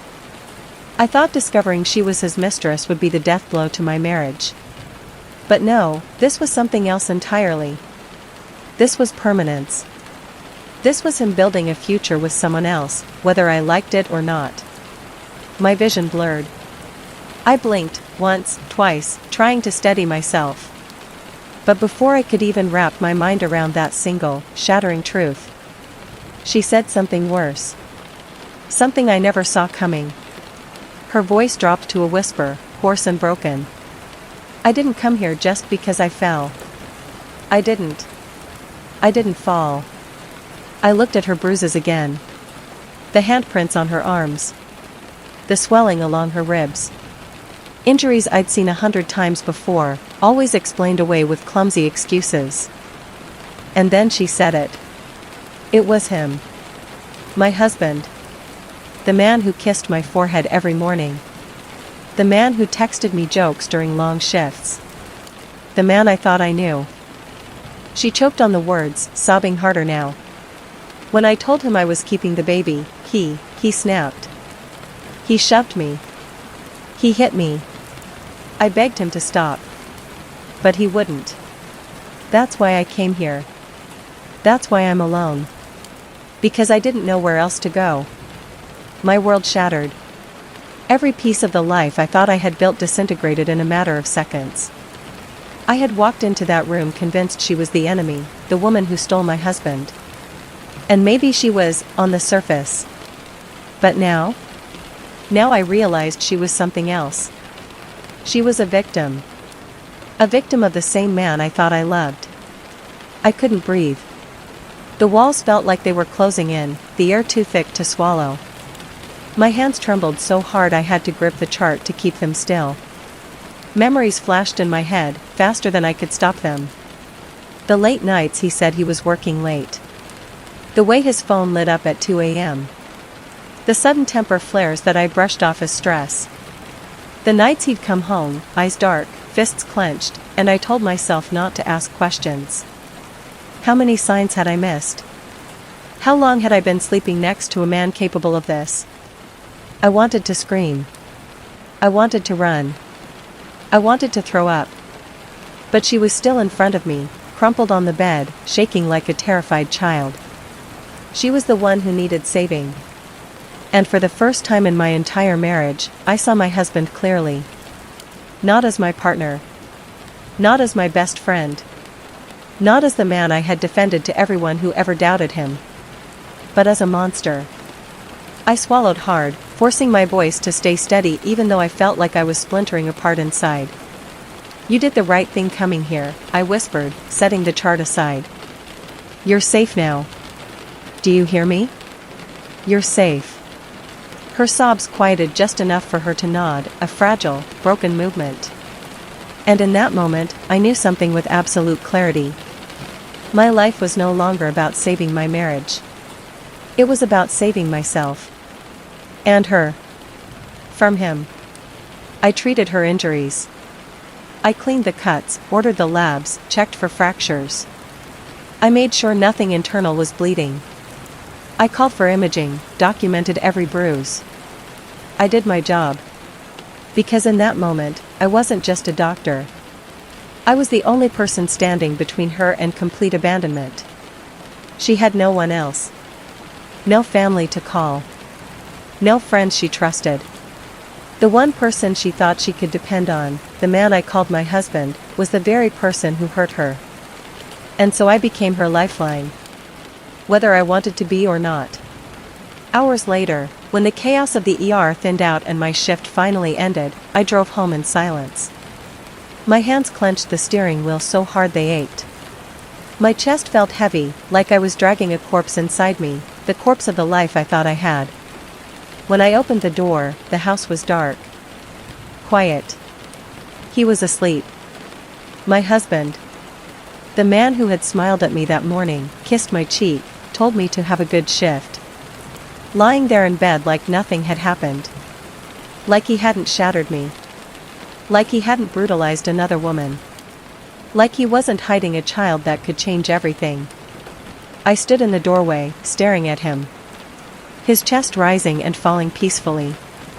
The faint outline of his face in the glow from the street light outside. And for the first time in our marriage, I didn't recognize him. He was a stranger. A stranger who had destroyed my trust, my love, and my sense of safety, all while pretending to be the man I loved. I wanted to shake him awake. To scream. To demand answers. To spit the truth in his face. I know. I know everything. But I didn't. I just stood there, silent, watching him sleep. Because what do you even say when your entire life has been turned inside out in a single night? And now, here I am. Writing this. Still reeling. Still torn. Do I report him? Do I go to the police with what she told me, knowing it could blow everything up, not just my marriage, but his career, our families, our entire lives? Do I confront him first, force him to admit what he did? Do I leave, pack my things and never look back, knowing I can never trust him again? I don't know. I only know that the man I thought I married doesn't exist anymore. But here's the part one can't get out of my head, the thing that keeps gnawing at me even more than the betrayal. Aita for almost refusing to treat her in the first place? Because I almost walked away. I almost handed her chart to another doctor and let someone else deal with it. If I had done that, maybe her injuries would have still been treated. Maybe she would have been fine. But maybe not. Maybe she would have slipped through the cracks. Maybe her bruises wouldn't have been documented. Maybe her story never would have been told. And I can't stop thinking, if I had put myself first, if I had let my personal anger override my duty, she might not have gotten the care she desperately needed. So. Reddit. Aita? ITA for standing my ground against a parking lot Karen?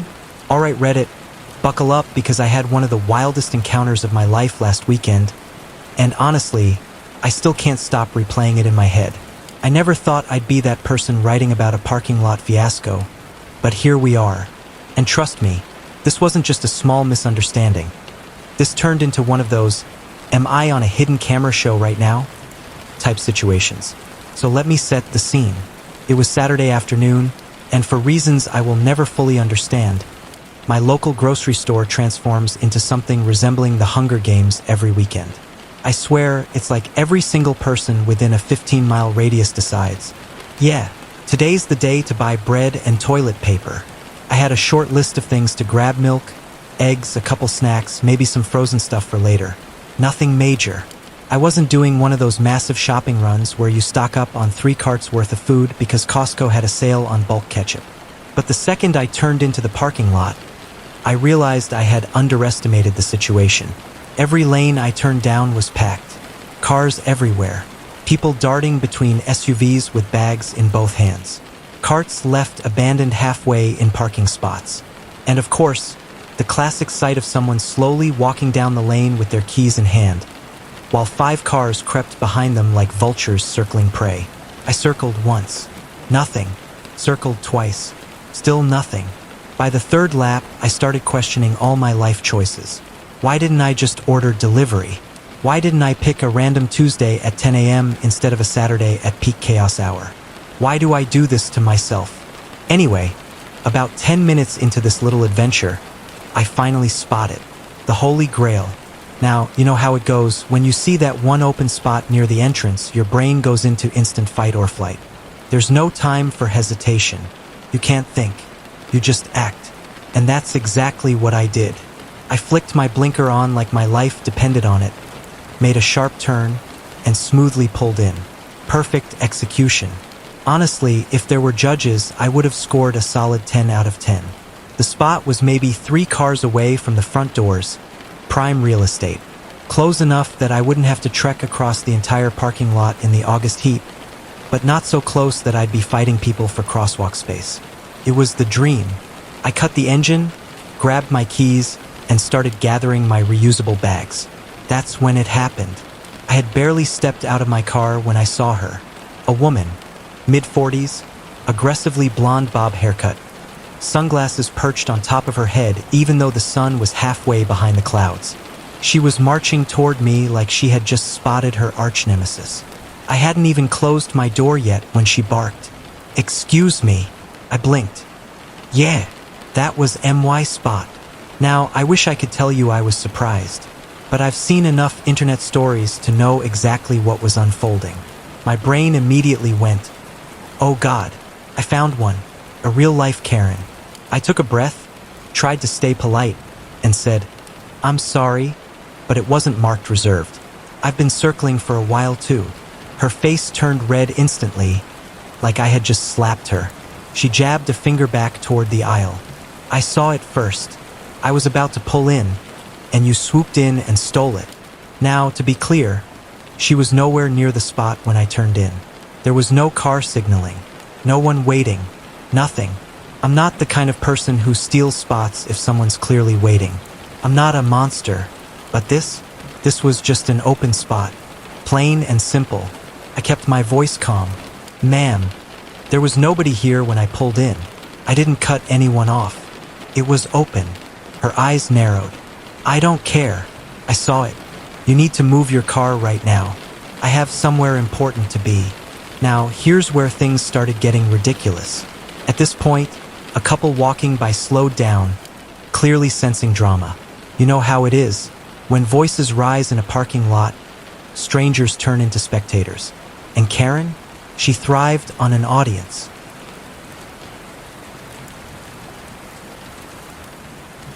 She crossed her arms dramatically and said, You clearly don't understand. I have somewhere to be. Unlike you, I don't have time to just loiter around. Loiter? I was literally just trying to buy eggs. I said, Again, this spot isn't reserved. I'm sorry if you thought it was yours, but it's not how parking works. That set her off. Her voice jumped an octave. Are you seriously refusing to move? Do you know who I am? Yes, the classic line, the prophecy fulfilled. I almost laughed, but I held it in. At this point, I'm running through my options. Option 1, move my car, give her the spot, and avoid drama. But that means giving in to entitled behavior. And honestly, the way she stormed up to me made me want to stand my ground even harder. Option 2. Stay calm, refuse, and deal with whatever tantrum she's about to throw. Option 3. Whip out my phone, start recording, and potentially become TikTok famous. I decided to go with option 2 for now. I told her, "I'm sorry, but I'm not moving." I parked fair and square. "If you want another spot," I saw a couple opening up down the aisle. Her jaw dropped like I had just insulted her entire bloodline. "You are unbelievable," she shrieked. "I saw it first. That makes it mine. That's how this works. That's not how any of this works." So there I was, standing in front of my car like a confused contestant on some reality TV show, while this woman, who I had now officially christened Karen in my head, was losing her mind over a parking spot. I had already told her, plain and simple, "I'm not moving. End of story." And when I said it, I felt that little rush of adrenaline you get when you finally draw the line. You know, when you're fed up and you just plant your flag like, "Nope, this is where I stand. I'm not budging." Well, apparently that was the worst thing I could have said, because that's when Karen escalated to level 100 entitlement. Before I could even take another breath, Karen whipped her phone out like she was drawing a weapon in a duel. She held it up, arm extended, recording me with the most exaggerated victim expression I've ever seen in my life. Her voice got all shaky and dramatic, the way a soap opera actress might sound after discovering her evil twin. "This is harassment," she yelled. "This man is stealing my spot. Look at this. He stole it from me." Mind you, all of this was happening in the middle of a packed parking lot. Shoppers were streaming in and out of the store, carts clattering against the pavement, kids whining about wanting candy. And now, in the middle of all that chaos, we had Karen broadcasting my face like she was CNN live at the scene of a crime. I felt my ears burning. People were staring. Some were even slowing down to watch, whispering to each other like, "What's going on over there?" Here's the thing. I'm not a confrontational person by nature. I don't like being the center of attention in situations like this. So when she started recording, my stomach sank. I could already picture it. My face plastered across Facebook with some wild caption like, "Local man bullies woman in grocery store parking lot." I could see the angry comments. I could hear my mom's voice calling me like, "Why are you on the internet yelling at a woman over a parking space?" But at the same time, my pride was screaming back at me, "No, you didn't do anything wrong. You're not backing down just because she's throwing a tantrum."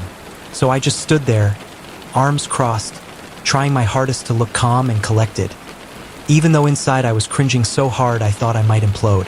And then, she dropped the bomb. "If you don't move your car right now," she said, still filming, "I'm calling the police." I blinked at her.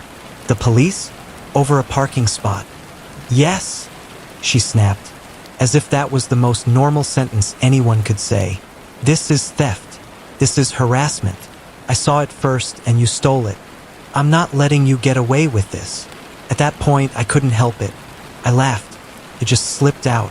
Because who the hell calls the cops over a random grocery store parking spot?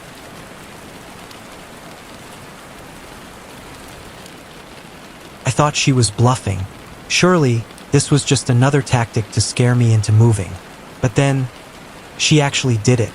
Right there, in front of me, Karen tapped her screen, brought her phone to her ear, and started dialing. I swear, my jaw almost hit the pavement. She wasn't even embarrassed. She wasn't worried about looking ridiculous. She was dead serious. I could hear the faint voice on the other end as she dramatically launched into her story. "Yes, hello? I need police assistance immediately," she said, loud enough for everyone in a 20-foot radius to hear.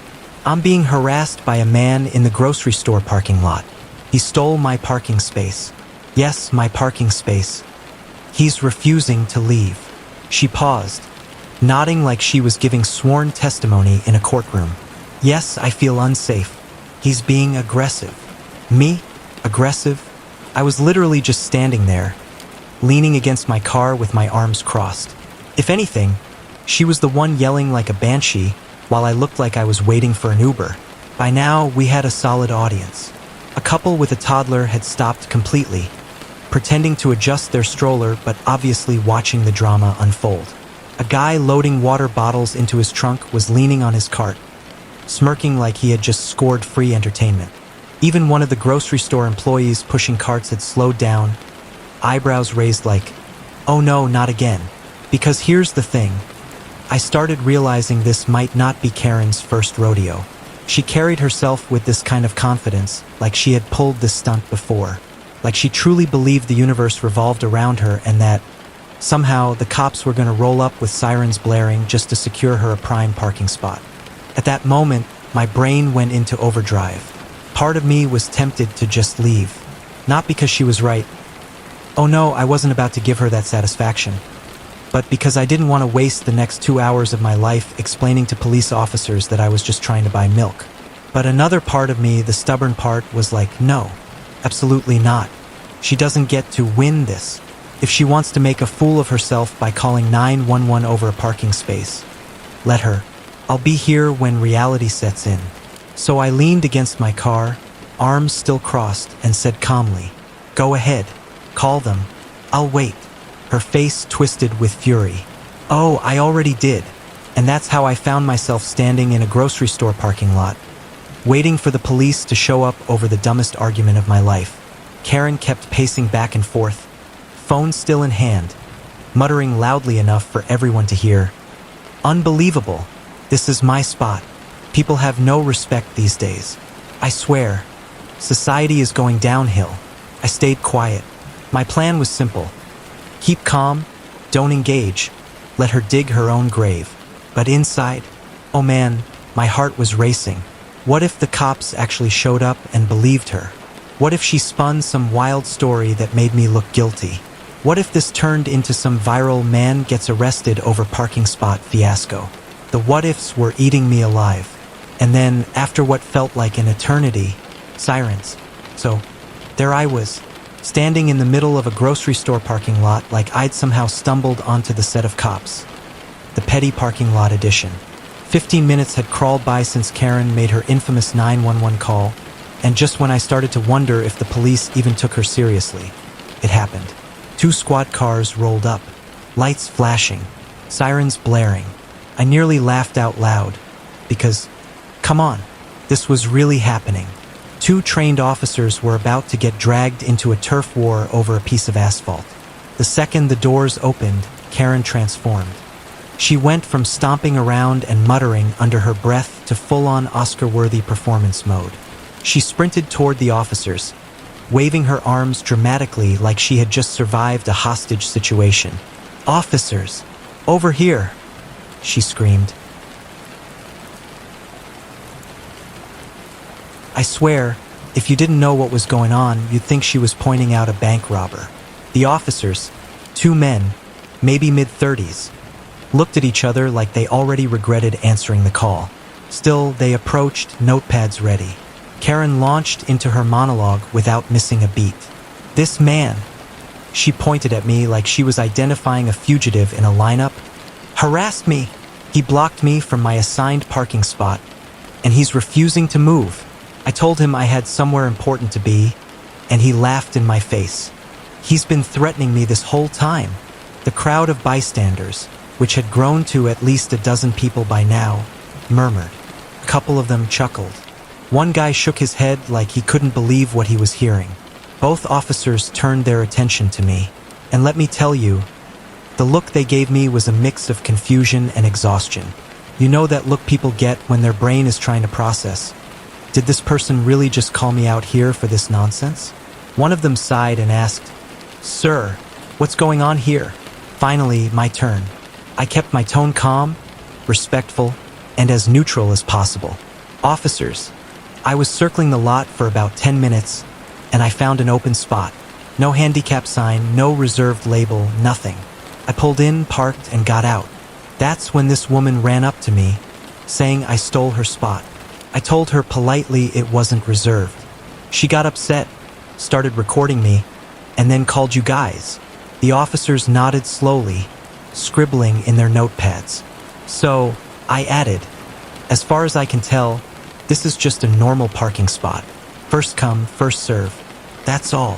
For a moment, I thought that was it. Case closed. The officers would roll their eyes, tell Karen to knock it off, and I'd finally get my groceries in peace. But then, one officer turned back to Karen. His tone was calm but firm. "Ma'am, do you have your building permit with you?" I blinked. Her what now? Even Karen froze mid-rant, her face flickering between outrage and confusion. Excuse me? Your building permit, the officer repeated. Do you have it on you? At that point, my brain short-circuited. What did a building permit have to do with a grocery store parking lot? I glanced at the officer, waiting for some clarification, but he was dead serious.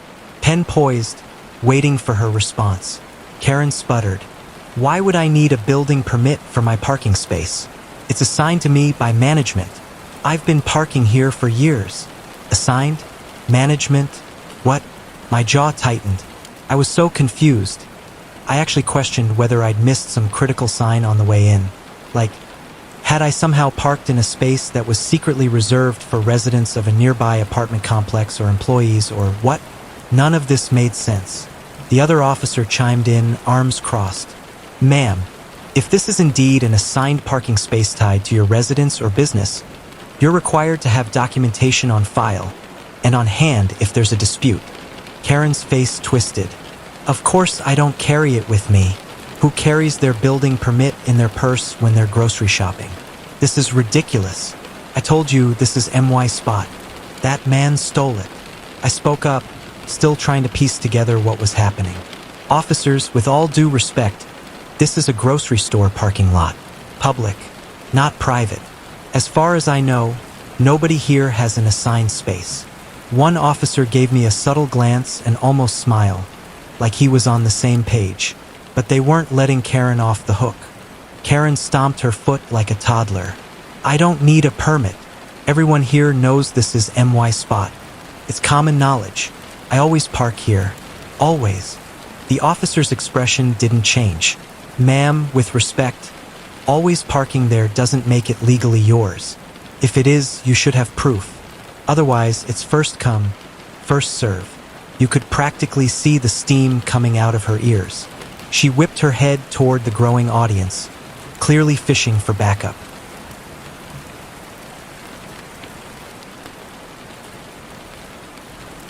"You all know I always park here," she yelled. "Tell them, this man is lying." But instead of support, she got awkward silence. One guy coughed. A woman shook her head. The couple with the stroller wheeled away quickly, trying not to get involved. Karen was on an island, and she knew it. At this point, my brain was torn between two reactions. Relief, because it was becoming more obvious by the second that Karen didn't have a leg to stand on. Amusement, because building permits? This had officially turned into one of the weirdest parking disputes of all time. I couldn't help but wonder if the officers had thrown that term out just to test her, to see how far she'd dig herself in. Because the way she latched onto it without knowing what it meant? Comedy gold. Karen wasn't done, though. Not even close. "You're supposed to protect me," she shouted at the officers. "I'm the victim here. You're letting this man bully me out of my spot. This is harassment. This is theft." The officers exchanged another look. You could practically hear their patience snapping thread by thread. Finally, one of them exhaled slowly and said, "Ma'am, if you can't provide proof of ownership or assignment, then this is a non-issue. This gentleman did nothing wrong. He parked legally. End of discussion." The words hung in the air. For a second, I thought it was over. But then Karen's face twisted into something darker. And that's when she uttered the words that made my stomach drop. "If you don't make him move, I'm filing a harassment charge. Right here. Right now." Up until this moment, I was still convinced this whole circus was about nothing more than a grocery store parking spot. Just a normal, everyday square of asphalt that I happened to find before Karen did. But as she kept ranting and raving, something slipped out of her mouth that made the whole situation click. Turns out, she wasn't even talking about the grocery store lot. One of the officers, clearly trying to cut through the nonsense, asked her again, "Ma'am, Where exactly is this assigned parking you're referring to? Can you point it out? Karen whipped around, jabbing her finger. Not at the grocery store lot we were standing in, but across the street. That's my complex, she huffed. We've had construction going on for weeks. Management gave us permits for assigned parking during the work. And this guy, she jabbed a finger at me again like I was a criminal on trial, thinks he can just waltz in here and steal a tenant's spot. I blinked. Wait, are you saying you think this, I gestured to the grocery store lot around us, belongs to your apartment building? She crossed her arms like she'd just dropped the winning argument in a courtroom drama. Yes, obviously. That's what the permits are for. And that's when I realized. Karen genuinely believed the entire grocery store parking lot was somehow reserved for her apartment complex while their construction was happening. For a solid 5 seconds, I just stood there in stunned silence, trying to process the mental gymnastics required to reach that conclusion. Because, let's break this down. This was a public grocery store, with a giant, glowing sign that literally said the store's name in 12-foot letters, with rows of shopping carts lined up, with dozens of people carrying groceries to their cars. And somehow, Karen had convinced herself that all of this had magically transformed into her personal overflow parking garage. I wanted to ask her, do you really think Walmart Corporate just handed the keys to your landlord? The officers, to their credit, stayed professional, but you could see their eyebrows creeping higher by the second. All right, ma'am, one of them said carefully. If this parking lot is indeed covered under your building's temporary permits, do you have yours with you so we can verify? Karen froze. Well, no, not on me, she stammered. But I don't need to have it. Everyone knows I live there. I always park here.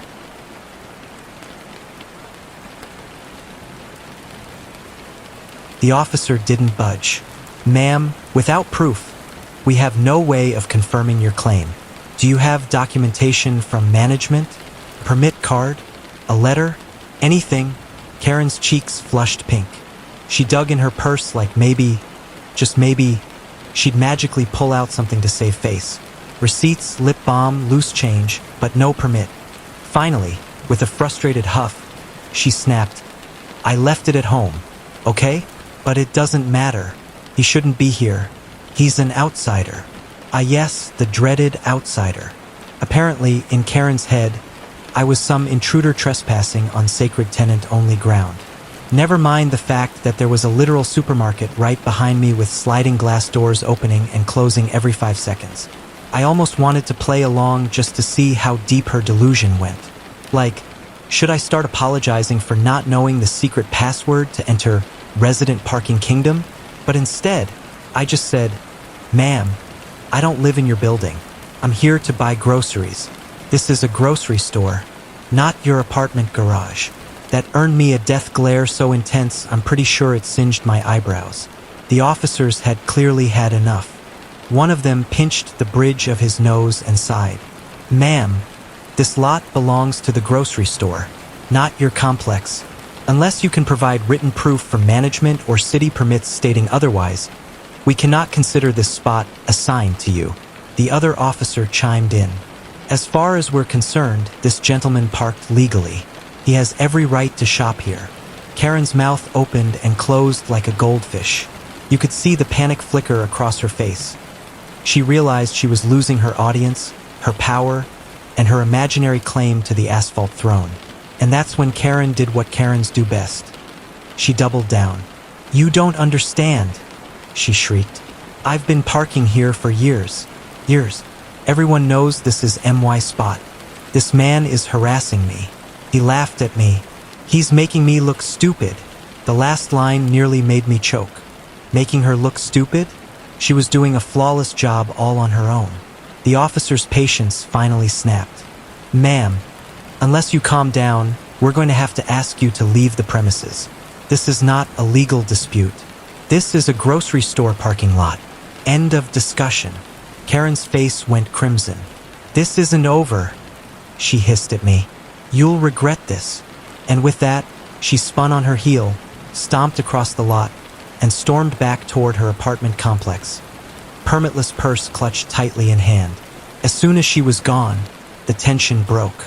The crowd that had been silently watching burst into laughter, shaking their heads.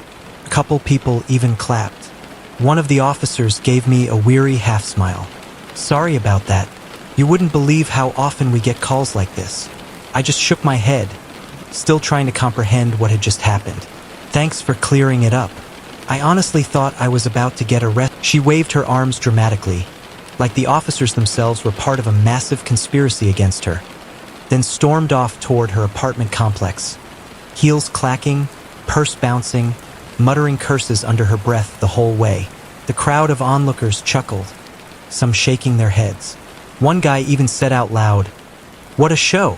The officers turned back to me, looking tired but also a little amused. "Sorry about that," one said. "Unfortunately, this isn't the first time we've had calls like this. Some people think the law bends around them." The other added, "If you'd like, sir, you could file a report against her for harassment. She recorded you without consent, made false claims, wasted our time. You'd be within your rights." I thought about it for a second.